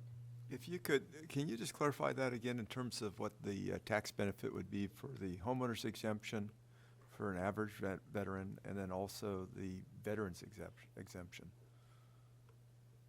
Yeah, so the veterans exemption is $4,000, but the way Prop 13 works, that is the equivalent of $40. It's 1% of the $4,000, which becomes $40. Yeah. The homeowner's exemption is $7,000, which Prop 13 1%, it becomes $70. So there's really, from a dollar and cents perspective, there's no real reason to take the veterans exemption currently, because if you do, you can't take the homeowner's exemption. Okay. And even though the dollar amount, the dollar amounts are 40 versus 70, 70 is more, so why wouldn't you just take the 70 versus the 40? And because now the homeowner's exemption confers other benefits, like the need to have the homeowner's exemption should you want to pass your property down to your child through Prop 19, you got to take the homeowner's exemption, and that precludes you taking the veterans exemption. Okay, thank you. And you're going to talk about SCA 6 in the next section? Yes, sir. Yes. Yeah, thank you. Good. Thank you. And then with that, we'll move on and we'll see you shortly again. Ms. Cicchetti, if you would announce the next speaker you have. The next speaker is Nicholas Gautier, Capital Director, representing Honorable Kelly Sayarto, Senator, Member, California State Senate District 32. Welcome. Greetings. How's everyone doing? Great. Good. So I'm Nicholas Gauthier, Capital Director for Senator Kelly Sayarto. The Senator has 4 veteran measures that he is promoting this year and trying to push through. And one of them in particular is kind of a continuing discussion, which I know the board, you guys have been discussing so far today. So I guess maybe in the interest, I should start with a more applicable bill, I'm guessing. Okay, so that would be SB 911. And this is in regards to survivors' benefits tax exemptions. Currently in the country, 48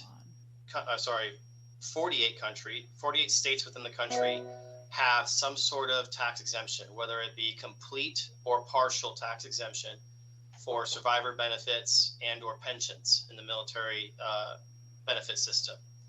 What we're talking about here, the difference between pension and survivor benefits are kind of like a life insurance policy. Veterans and active duty service members can opt into this, where they pay a portion of their income to this system. And what it does is it guarantees half of the retirement pay to their surviving spouse and or child if they become deceased. So unfortunately, since it's not an official life insurance policy, and since it's more of a continuation of the pension to the surviving family, which there are, of course, a lot of clarifications and requirements, right, for them. It's not as simple as I'm making it. There's a little bit more hoops to jump in. Federal government treats it as a fully taxable source of income, just like pension. California treats both of these as fully taxable sources of income.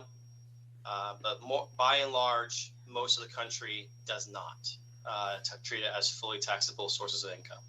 So SB 911 specifically goes after survivors' benefits only. We chose to leave the pension on the table since that's a little bit more of a hard discussion to have. survivors benefits in surveying the rest of the country. Of the 14 states that partially tax this benefit, their average, the average law that they carry out is a $20,000 exemption. So the first $20,000 made on the survivor's benefit is exempted from income tax in the 14 states that do have this. All the other states of the 38 fully exempt this, or they don't have income tax, whichever way it goes. The two states that fully tax are us and Vermont. For the last, I've been tracking this issue and been an advocate on this issue through my time in the legislature as a staffer for the last 7 years. And in the last 7 years, we have gone from number 1 in the country to now number 3 in the country for the number of survivors in the state. And we are dwindling at a rate of about 1,000 a year. Now, most people would immediately assume that this might be death, old age, falling off the system due to marriage or other reasons. But at the median for the rest of the country, it is in the double digits, and yet we are at 1,000. So we are surpassing the rate of decline of this population as a national average. We're well surpassing it. Also, out of the 7 years I've been tracking this information, there's only been 5 states that have held losses of this population over the course of the 7 years, us being the number 1. All the rest have had ebbs and flows, right? Gains and losses over the course of 7 years. So at the end of the day, we're losing this population at a rate that's higher than statistically allowable. And we are not competing at the national stage for this benefit for that population. We're in the last 2. Vermont has 2 bills in the legislature currently, one by a Democrat, one by a Republican. And they're joking about leaving California behind. I mean, you can read the analysis yourself if you like, look it online. At the end of the day, what we're talking about is a $20,000 tax exemption for the first $20,000 made on this benefit. Over working with the Franchise Tax Board, they're estimating about $2.2 million loss in state revenues if we were to pass this. I immediately respond with the fact that over the course of 5 years, we have lost over $40 million of injected federal money into our local economies that could be spent and taxed, of course, as the survivor sees fit. So while we may have a little bit of a loss of the collected revenue, I think we're having a larger loss by people leaving and departing the state. So that's 9/11. That's SB 9/11. Do I have any questions on that one before I kind of move forward? I kind of speak fast. I'm sorry. I've been committee season moving fast. I think there is one question for you, for Mr. Member Gaines. Yeah, thank you very much. I appreciate this. Do you have an idea of what that number of veterans that are leaving the state? Because you talked about lost revenue. I think you said it was 40 million.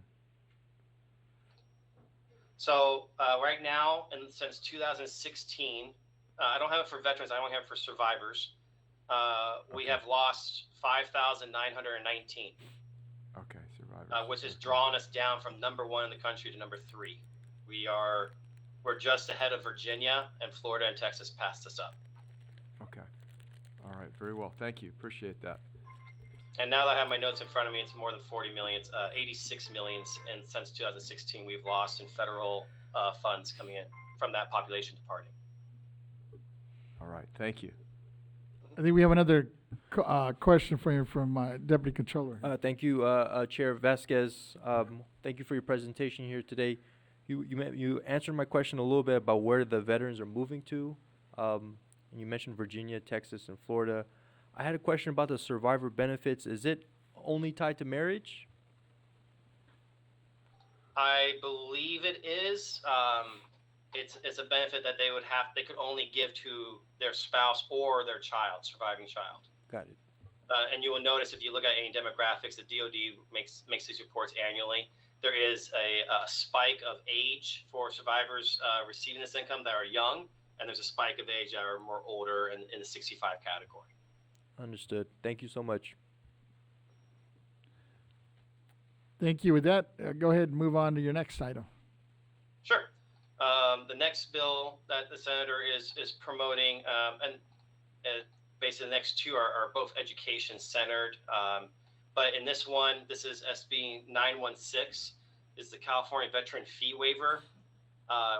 The legislature over the last number of years, I mean, going all the way back to 1976, has been working this unique California benefit for the dependents, family, spouses, children of our disabled veterans here in California. This is a very unique benefit to California that most states don't have, but and it has seen a lot of amendments and changes over the years.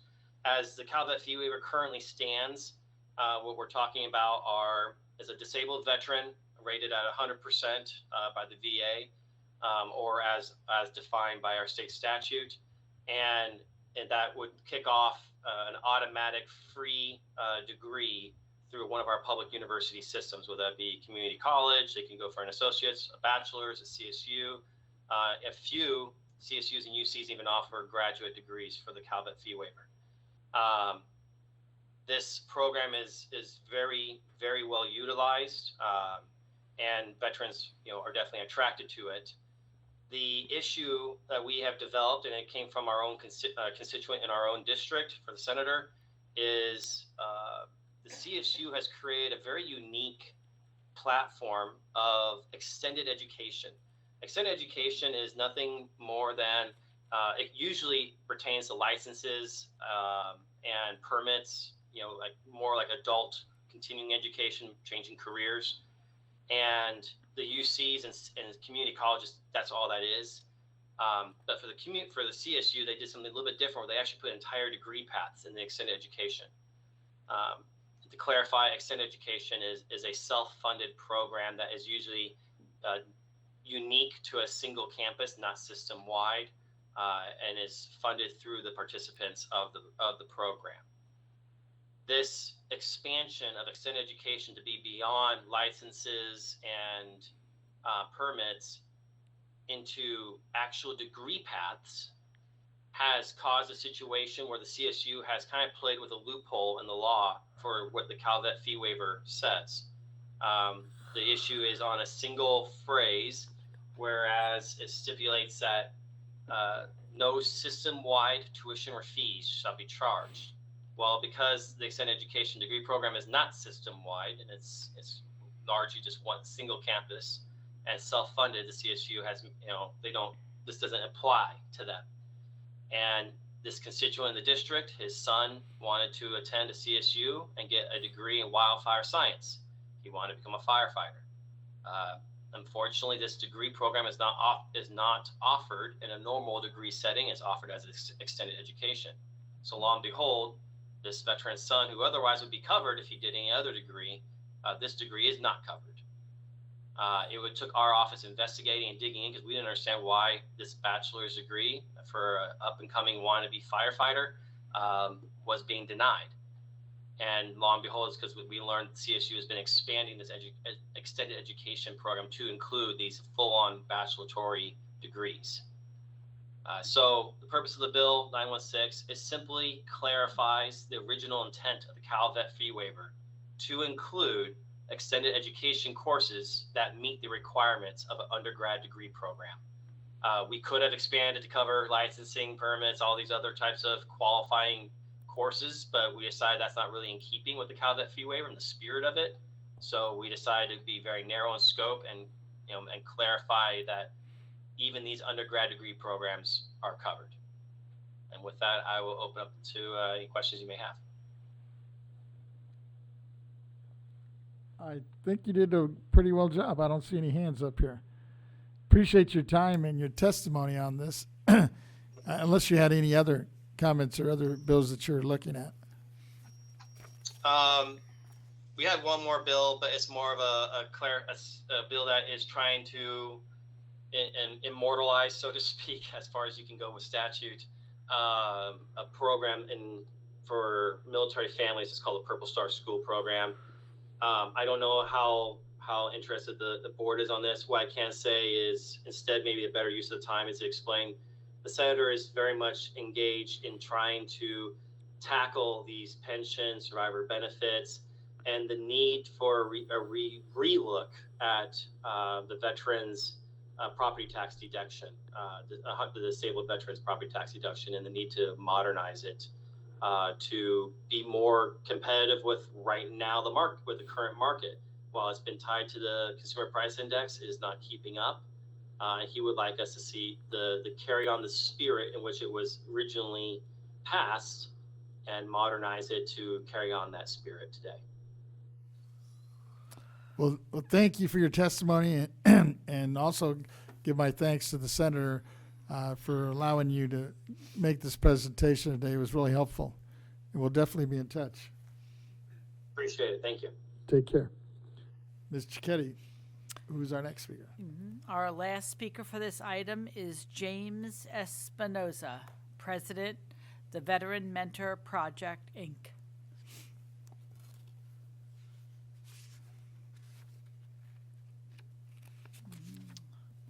Mr. Espinoza, are you there?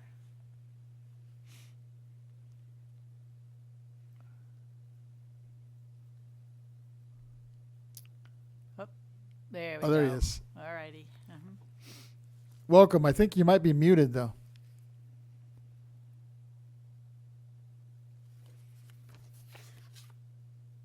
Nope. Can't hear you. Let's see.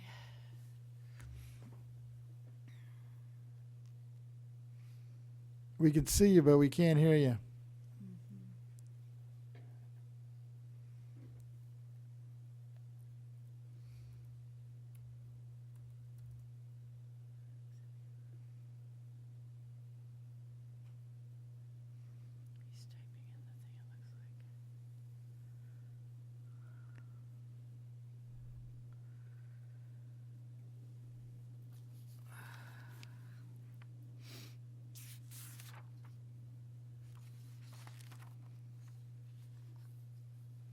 We don't have any control over the mute on this end, right?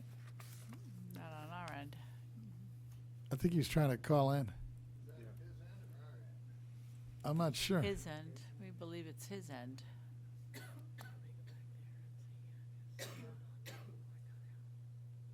Oh. I didn't log in to see. I don't know if you can hear us, but we can see you, but we just can't hear you. We don't have, he's not muted on our side, right? No, he is not. Okay. Let's see if she could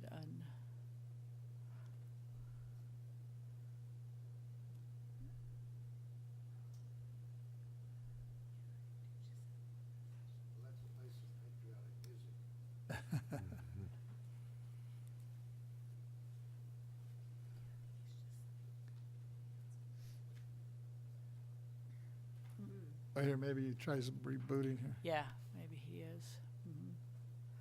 He'll log back in, yeah. Let's see.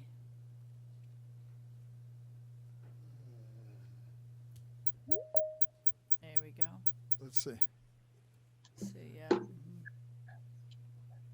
Okay, can you hear me now? We can hear you now. Here we go. The magic reboot. The magic reboot. That's what I was going to say. Welcome. So thank you. I know you. It sounds like you've been on a long meeting. I won't take a lot of your time. I'm actually here as a nonprofit. I'm a co-founder. My wife and I founded the Veteran Mentor Project. And just briefly, my brother was a retired Army Lieutenant Colonel. He took his own life back in 2018. I am an Army veteran, Gulf War era. I did not serve in the Gulf War, to be clear, but I was in the mid-1990s, which is considered a Gulf War era. My overseas service was for 2 years in Korea. I'm also a 20-year law enforcement veteran. I'll be retiring actually this week from law enforcement. So I come to you with that background of having worked violent crimes and lots of different things that I've seen and done throughout my career. So I appreciate the speakers that are speaking on behalf of the exemptions for veterans and such. We are overtaxed and overburdened with fees in California. I don't think that's a secret. But I was here today to talk to you about Proposition 1. I believe there were questions on it, but just for the record, I am not a Although as a signatory of the bill, that's as a supporter, I don't know the nuts and bolts of the bill that as far as how the implementation will happen. And even with, I am on the local Ventura County Behavioral Health Advisory Board.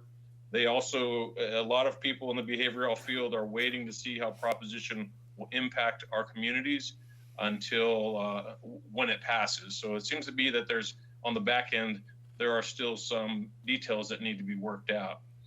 So what I wanted to share today, and what I briefly shared in a telephone meeting a couple weeks ago, was just as a supporter of the bill, I realize this state is very evenly divided. I believe the reasons are that we are overtaxed and people just think that this is a new tax. Number one, it is not a new tax. As you know, it's a restructuring of the millionaire's tax, which was passed many years ago, and now they're restructuring that money. So it will create 11,000 beds to address homelessness.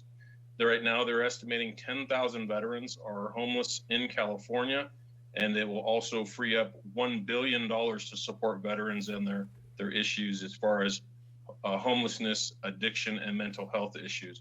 So I would be happy to circle back if there are specific questions. I did ask the team that I had spoken to before to send specific questions to me that I can send out to Jackie Irwin's team. She actually represents District 44 or 42, where I live in Simi Valley. She is an assembly member that represents my area. She called me personally to ask me to be a signer of the bill or a signatory, because we had also passed AB 645 in 2019, which is a gun suicide prevention bill that requires the National Suicide Prevention Lifeline to be posted in gun stores. So I advocate here for veterans. I advocate and ask for your continued support should this bill pass. I would be happy to remain involved to figure out the nuts and bolts and how those permit or tax exemptions might be used for new builds. I did do some research. The money is for new builds as well as existing housing that can be, modified or refurbished type situation. But again, to be clear, those incidentals, the nuts and bolts of it all, I don't believe has been worked out down to the county level. And I do have a contact in with the state office, the CHHS. Don't know what that stands for, but that's what they tell me. And they would likely be willing to meet and discuss with you the nuts and bolts of it once they know if the bill is going to pass. So that's the reason I was here.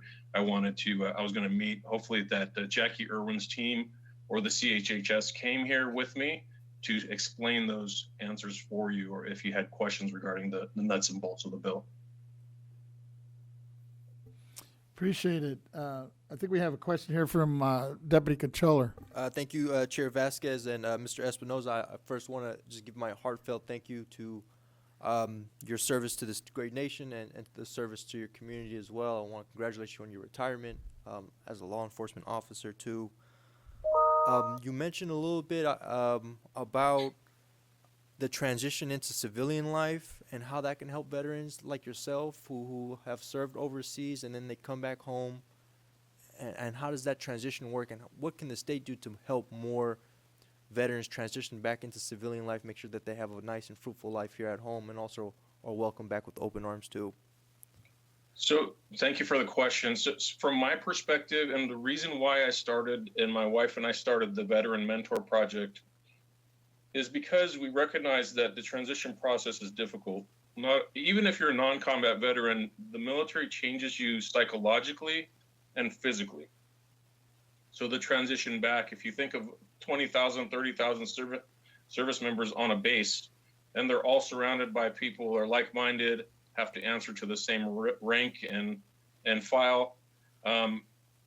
Look at the percentages of the population that are actually veterans. When those veterans leave their base of 20, 30, 40,000 people and they go back to the communities, they're one person surrounded by 20, 30, 40,000 non-veterans. Maybe they come across a veteran every now and then. There are very low percentages of veterans in the workplace. So with that preface, I would say the recommendation for me, I believe that the model of our organization in terms of mentoring, we look at mental wellness, physical wellness, financial wellness, relationship wellness, and career wellness. If you picture a kind of an old Greek building with the pillars rising, if each of those pillars are strong, mental wellness, physical wellness, financial, relationship, and career, the roof stays up, right? Everything's good to go. But if one falls, boom, the next one. As those pillars fall, the roof comes down, the house crumbles. So what we like to do, and I just met with a veteran yesterday, is I talked to him, how's your mental health? How is your physical health? Where are you at financially? How are your relationships? And where are you going with your career? So our in to speak with veterans is career mentoring. But we recognize that there's a need for the mental health support as well. There's a component of non-clinical mental health support that would include mentoring, physical activity, all of those things. So I would love if the state could look at partnering with an agency like us to develop a program through CalVet.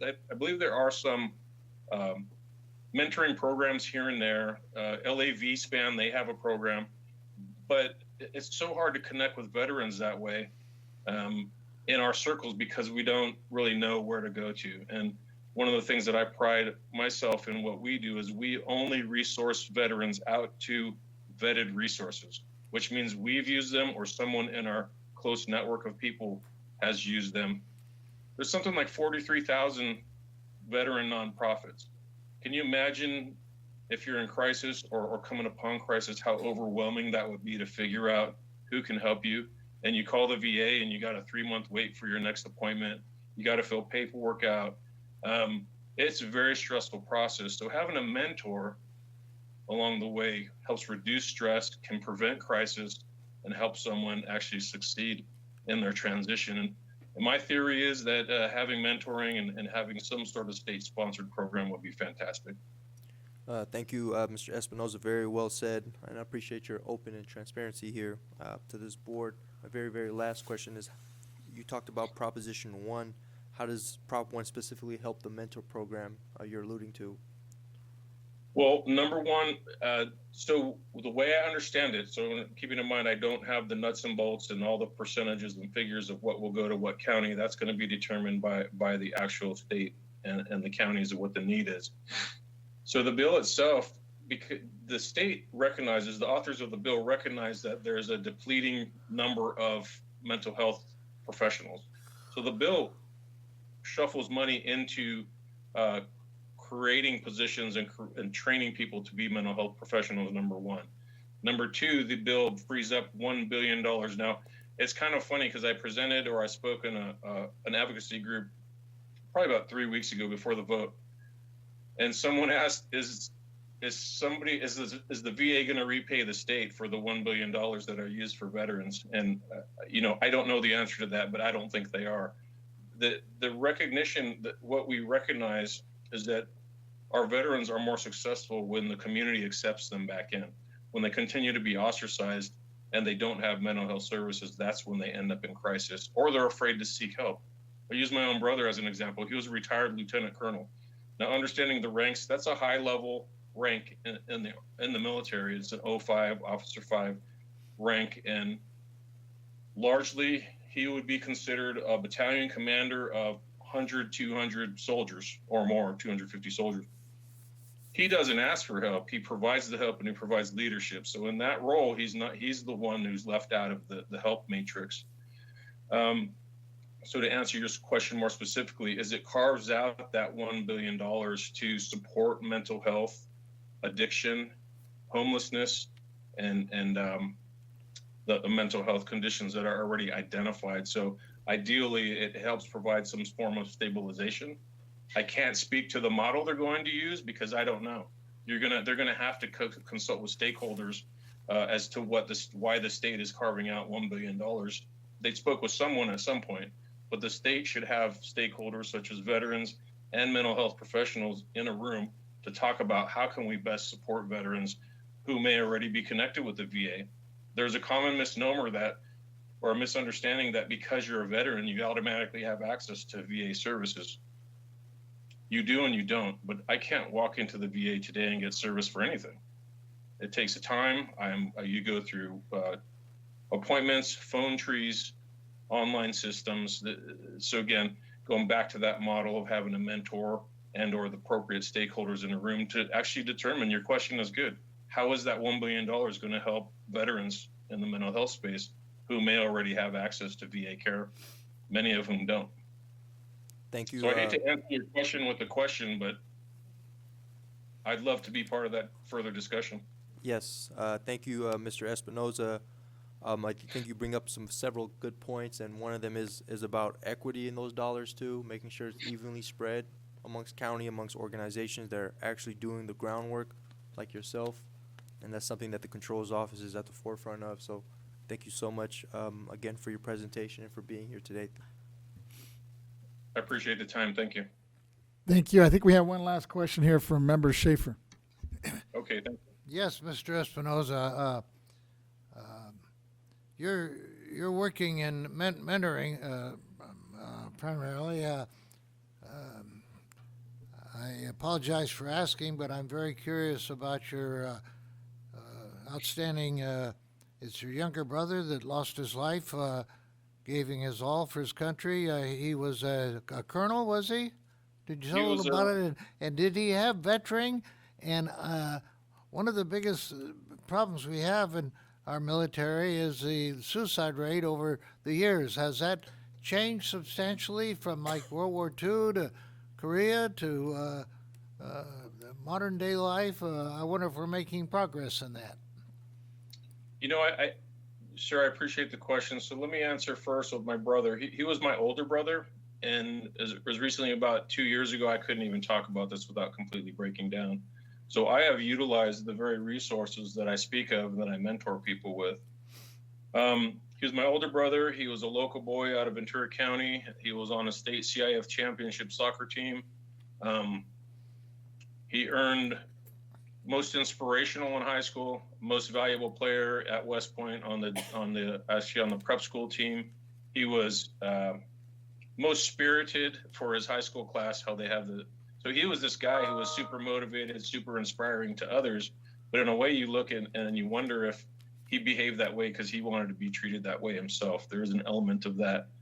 Now, with that said, he was not actively receiving mentoring, and that is one of the things that I recognized. I did a bit of a psychological autopsy looking at it in reverse, and all of those elements were there. The relationships, the finances, the physical health. He was living with chronic pain, and in a 5-year period post-retirement, he had been unemployed at 2 separate periods for 6 months at a time during his retirement. So each of those stressors, in addition to with, I think, his unwillingness or I don't know if it's unwillingness, but just lack of knowledge that he could seek the help himself. He wanted to get help from similar ranked people and not let lower ranked people know that he needed help. Even though he was retired, he wanted to be the leader. And largely he needed to take a back seat and let other people's lead. And that's the talk that I have with people, regardless of rank. We're going to mentor you.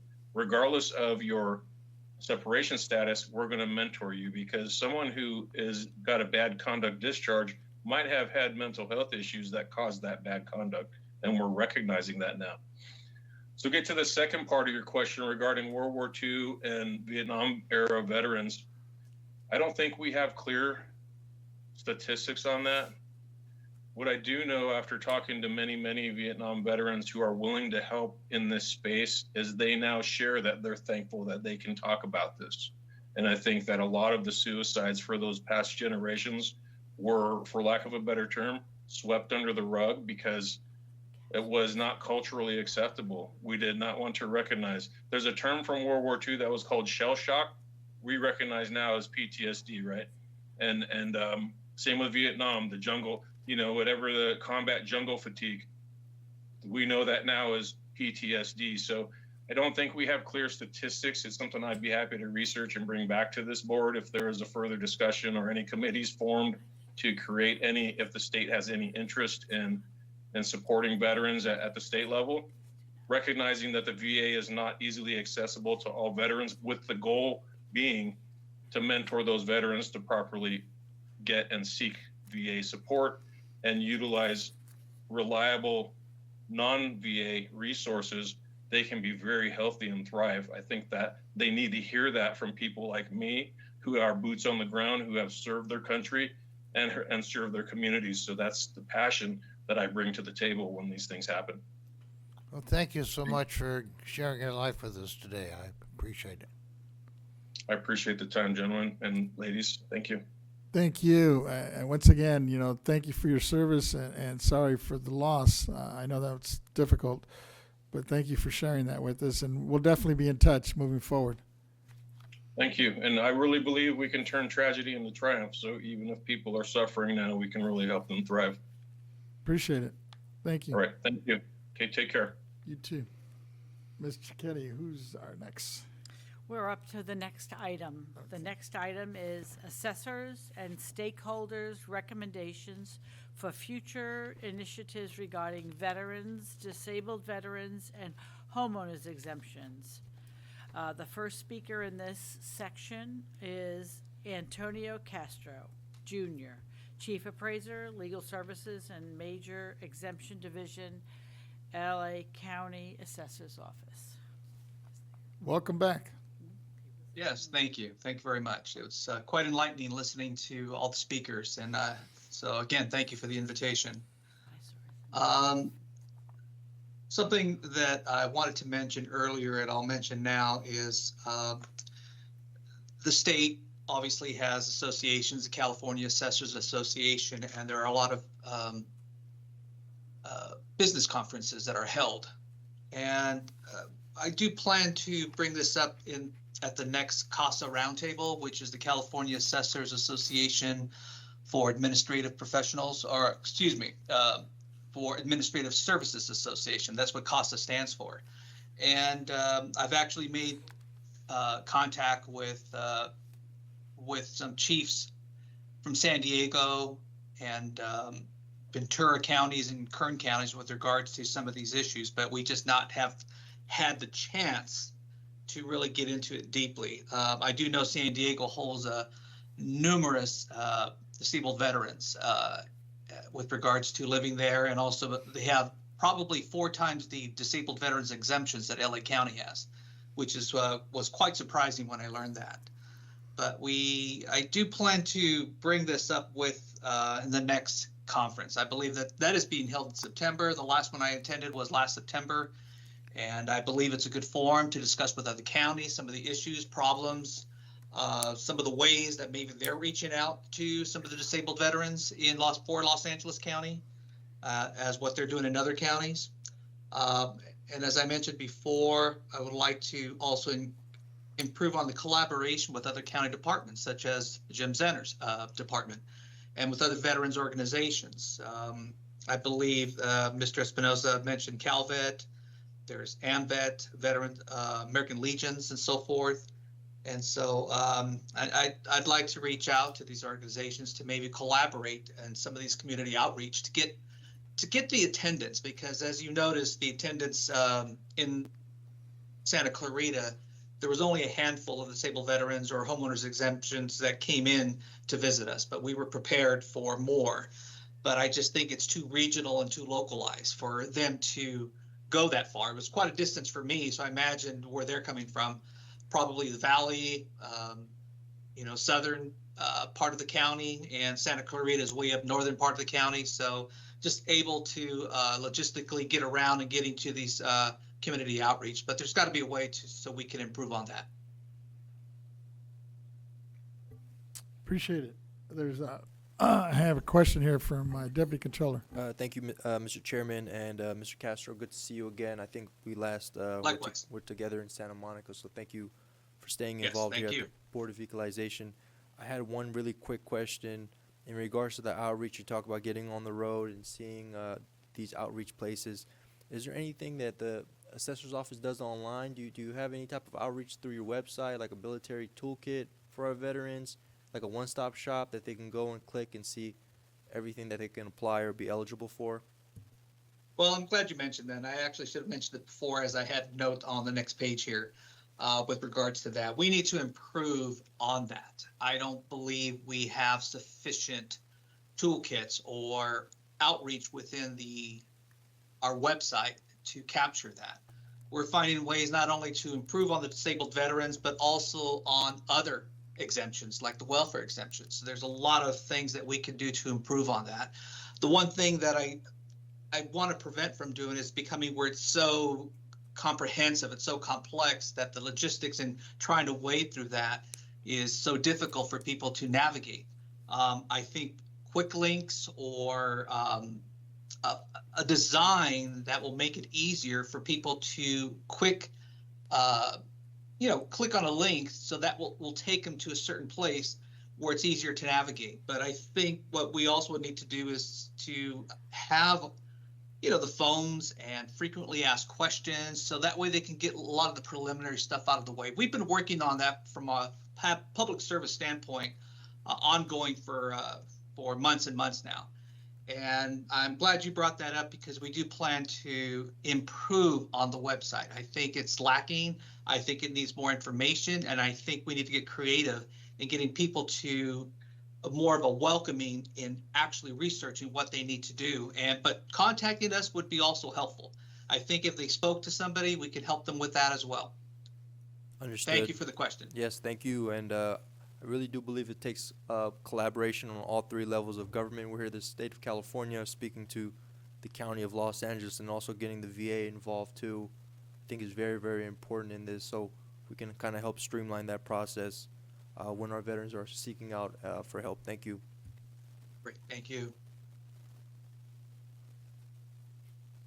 Seeing no other hands, I think we're good. Appreciate your time. You're welcome. Thank you. Thank you. With that, Ms. Chiquetti, who's our next speaker? Our next speaker for this item is Reuben Ford, Senior, Pastor, Veterans Caucus member, Vietnam veteran. Welcome back. Thank you so much. I won't be long. I just wanted to mention a couple things that I heard some of the other guests speak upon. Of course, we have to remember that California has more veterans than any other state. And along with that, that means that you have to wait a little longer. And when you go to the VA offices, you also have to make sure that you go to the correct office for your needs. So in fact, if you have a health challenge, then you have to go to the VA where there's a health center. If it's just a issue about refiling, then you have to go to the VA service office. And sometimes that gets confusing. Sometimes the veteran who hasn't had a chance to understand the process gets frustrated, and you have to really encourage them to come back and try again. I myself know personally, I got a veteran a hearing aid. He'd been trying to get it for, I don't know, about 6 years. He was a lieutenant colonel. He got out of the military like 60 years ago, believe it or not. But we got him a hearing aid. He just got frustrated and didn't want to go do the hoops that you have to go through. But that's a part of it. And so we want to thank the VA for what they're doing. It just seems like there's so many vets, and people have to wait in line almost an hour and a half before they can even sign up to be able to be seen. And so they're working on that, and I want to give the VA props on that. And then finally, I have in my hand, they give you the Agent Orange newsletter, and that's all of us that have Agent Orange. And they've done a much better job of allowing more soldiers to be included in that process. So they, like the gentleman said before, they have the toxic exposure, and many veterans still don't want to, I say they just get frustrated with the process, but we encourage them to continue to go. We let them know that everything is presumptive now, and they tell you if you were stationed at A, B, C, and D, it is presumptive that you have a toxic exposure. And so then the process goes a little more fluid. But it's a challenge to get the older vets to try it one more time after they become, how can I say, they just get discouraged for that. And then, like we say, technology, many of the older vets, they like to talk on the phone. You know, they don't have the app, they don't want to get online. So we have people who can help them do that. And so that's one of the encouraging things I can say about the VA. But it is a process that does take a lot of time, and you just can't give up, because ultimately they'll make it happen. That's it. Thank you. I don't see any hands up, so I think we're good. Appreciate your testimony on this item as well. Ms. Chiquetti, who's the next one? We have no more speakers. We're up to item 5. Oh, do we have one more? I thought we had one more. All right. Kaufman, right? Mr. Kaufman, I apologize. Scott Kaufman, Legislative Director, Howard Jarvis Taxpayers Association. Thank you. Welcome I got- back. I got worried there. I promised you I'd talk about SCA 6, and then I was going to renege on my promise. We didn't forget. But, Here we go. But anyways, I will keep it brief and then answer any questions you have. I guess when we first started looking at these issues, our first thought was, well, let's just raise the homeowner's exemption. It solves the problem if you can only claim one, because people are claiming the homeowner's exemption as it is. I believe last time it was checked in 2018, 2019, one person was claiming the veterans exemption. So it alternates between 0 and 1. So we thought, why not just raise the homeowner's exemption? It'll catch everybody, including veterans. Well, there's problems. There's poison pills built into raising the homeowner's exemption. If you raise the homeowner's exemption, you have to raise taxes sufficient enough to backfill any loss to the counties that may result from raising the homeowner's exemption. You also have to raise the renter's exemption, so which includes a greater revenue loss. So efforts to raise the homeowners, make those changes, remove those, because we don't want to do that, and raise it, have kind of met a dead end. So then we focused on what can we do to help make the veterans exemption useful, because it currently isn't. Like I said, between 1 and 0 people in the state currently claim the veterans exemption, because there's no reason you would take the veterans exemption over the homeowners exemption. And really the issue there is that you just have to decouple them. You currently are not allowed to take the homeowners exemption with any other real property exemption. That's both in the state constitution and in statute. So you have to do a constitutional amendment to remove it from statute. That would be SCA 6. That's one of the big things SCA 6 does, is it removes that rule that you can only claim one. It would also allow the legislature to raise the veterans exemption should they choose. The number is currently set by the Constitution at 4,000. And then there's also some companion language, which would be SB 871. That companion language to SCA 6 does the same thing in statute. It removes this requirement that you can only claim one and gives the legislature the flexibility to raise it should they want to. We decided not to automatically raise it because, obviously the current financial situation that the state's in, they may frown upon something that automatically raises the homeowner exemption. So we just put them in the driver's seat and would let them raise it to begin with. SCA 6 is still alive. Constitutional amendments are alive for the entirety of the 2-year session. So it is still alive. It's currently in the assembly. It's being held at the desk. And SB 871 cleared the legislative 2-year hurdle, so it made it to the assembly, so it is still active as well. We haven't seen any movement on either of them after going to the assembly. They're both being held at the desk. As I mentioned previously, it's looking like there's going to be a lot of ballot initiatives, potentially 6 ballot initiatives on the ballot in November, and 5 legislatively referred ballot measures on the ballot in November. So I'm concerned that there's not an appetite to put another ballot measure on. And there's also the issue of the cost, right? It is an exemption. People would be able to claim it. Last year, according to the Senate committee report, the BoE estimated that it would result in about $28 million. And we would say in tax savings, the state would say in reduced revenue. And then obviously there's reduced revenue in a budget in a down budget year, but also the effects that has on Prop 98 and that money as well. So that's really where we are. But I think the only way we're going to tackle the veterans exemption, because frankly, it's currently kind of an insult. It exists, but there's no reason to take it. It's obsolete is a nice way of putting it. But I think our veterans deserve better, and I think the only way of making it worthy of our veterans is to decouple it from this requirement that you can only claim one real property exemption at a time and let them stack it. And I'm happy to answer any questions you may have. Thank you for that update. Appreciate it. I think, my deputy controller has a question for you.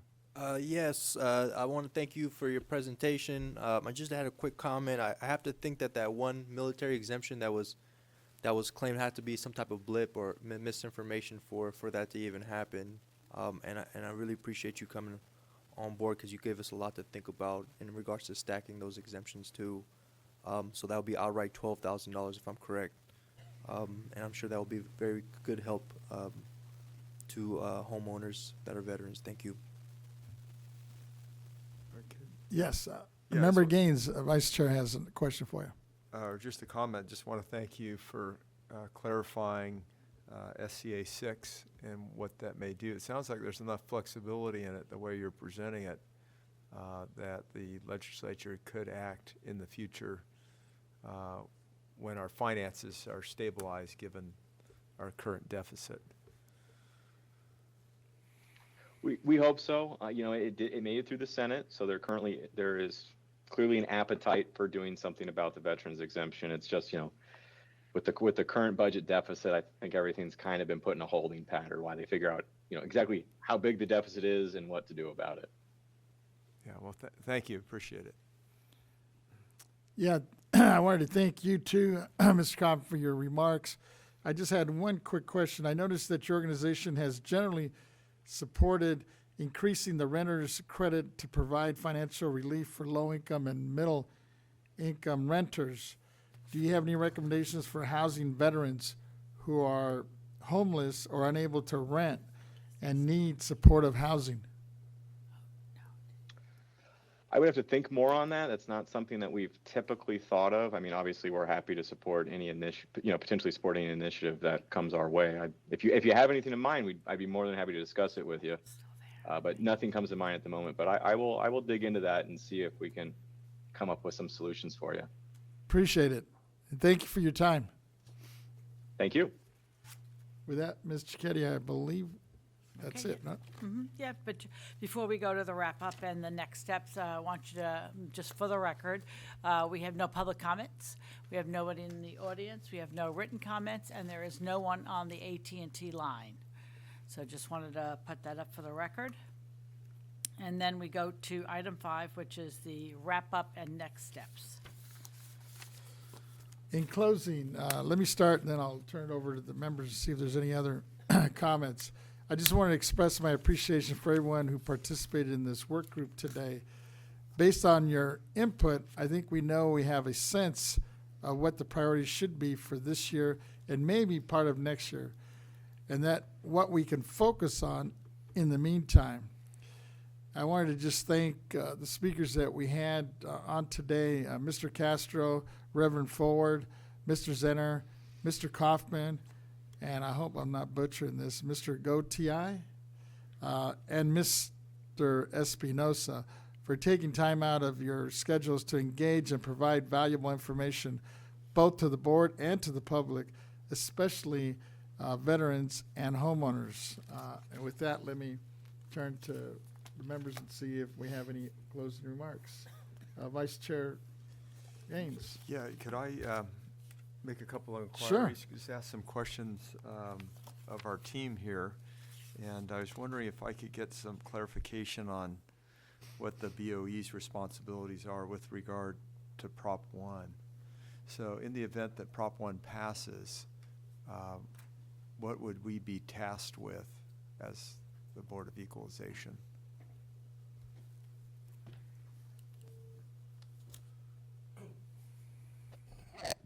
Yes, good afternoon.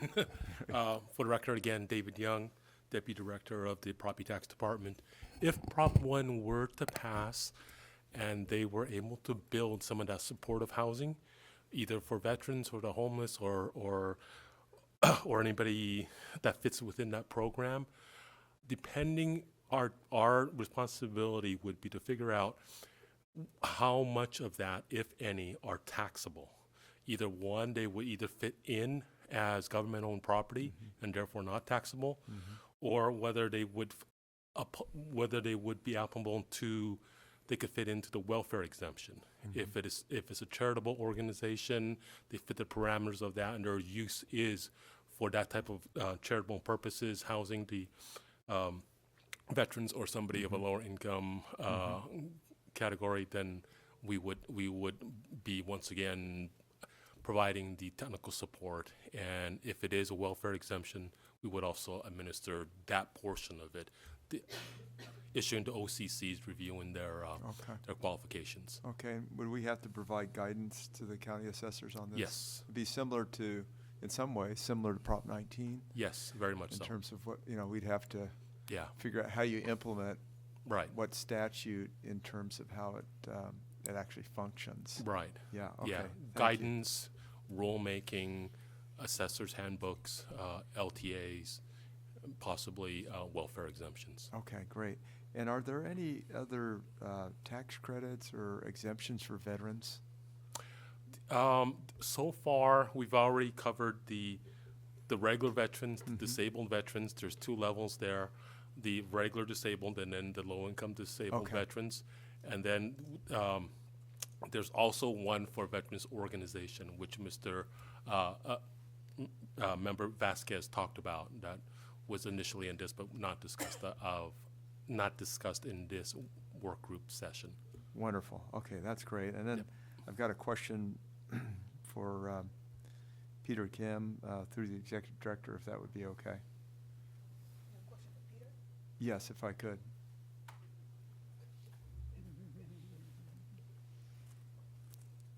Because there was a lot of discussion here, especially from Mr. Castro, about opportunities for outreach. And so I'm just coming back to communication and how are we communicating with our constituents on veteran-related issues. And you had shared with me that we do have veterans information available on our website. But my thought was, can we expand on that in terms of making sure that do more awareness in terms of, are our veterans aware of the existing benefits available, like in particular for those who are injured veterans that are on disability. I think we have bigger benefits available from a property tax standpoint, but I'm just wanting to make sure that we're communicating and maybe even providing a link for veteran services so that, we can be a conduit for folks that need assistance and at the same time provide information on what we have available as the Board of Equalization. Yes, again, I'm Peter Kim, Chief Communications Officer, and thank you, Board Member Gaines, for that question. Like we discussed earlier, currently on our website, we do have a whole webpage of all of the exemptions available that is hosted by the Property Tax Department, and it does include the Disabled Veterans Exemption and information on that.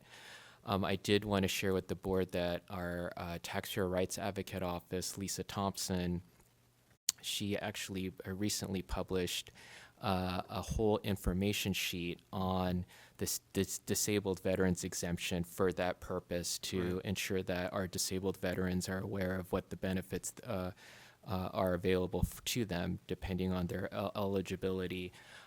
As regards to the promotion, I've listened to the board, I've listened to the board work group, and I know that it's a priority, so definitely on the BoE social media platform and website, we could definitely highlight and amplify those resources and information so that our followers are aware of the information.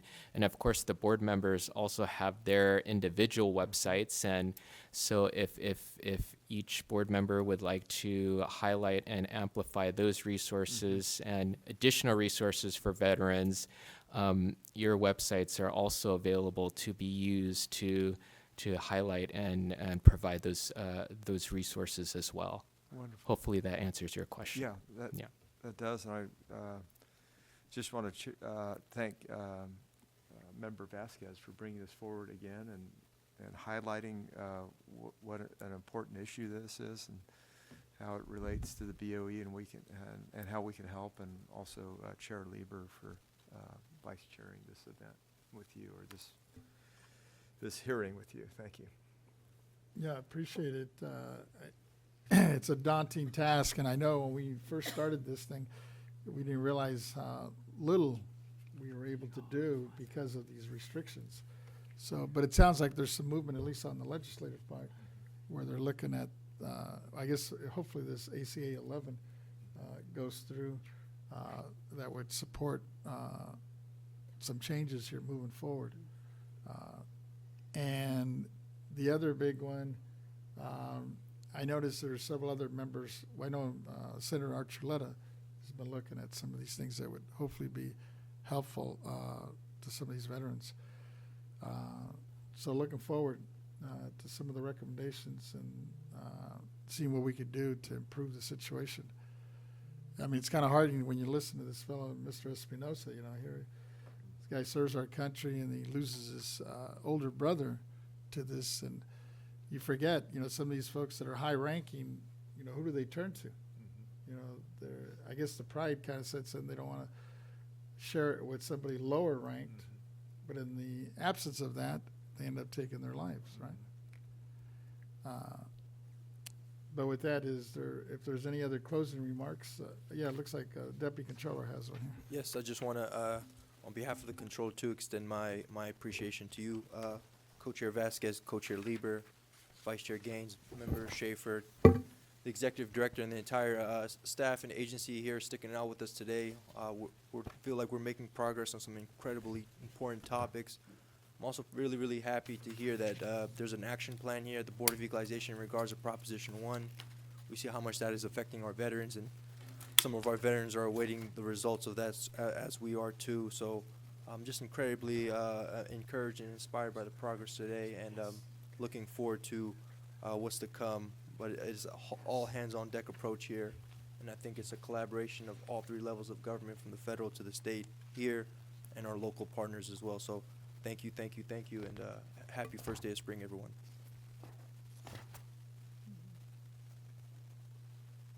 With that, let me turn to Vice Chair Gaines for some closing remarks.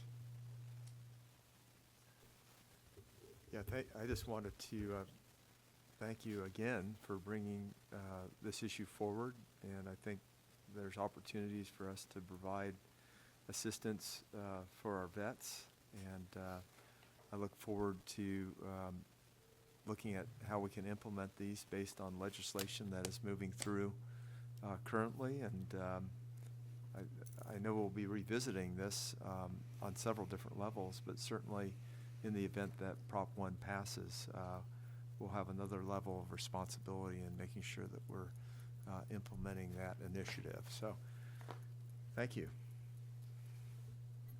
Thank you. And I guess for the record, I think I mentioned ACA 11, which was incorrect. I think it was more ACA 6. ACA 6, Yeah. right? Yeah, just for the record.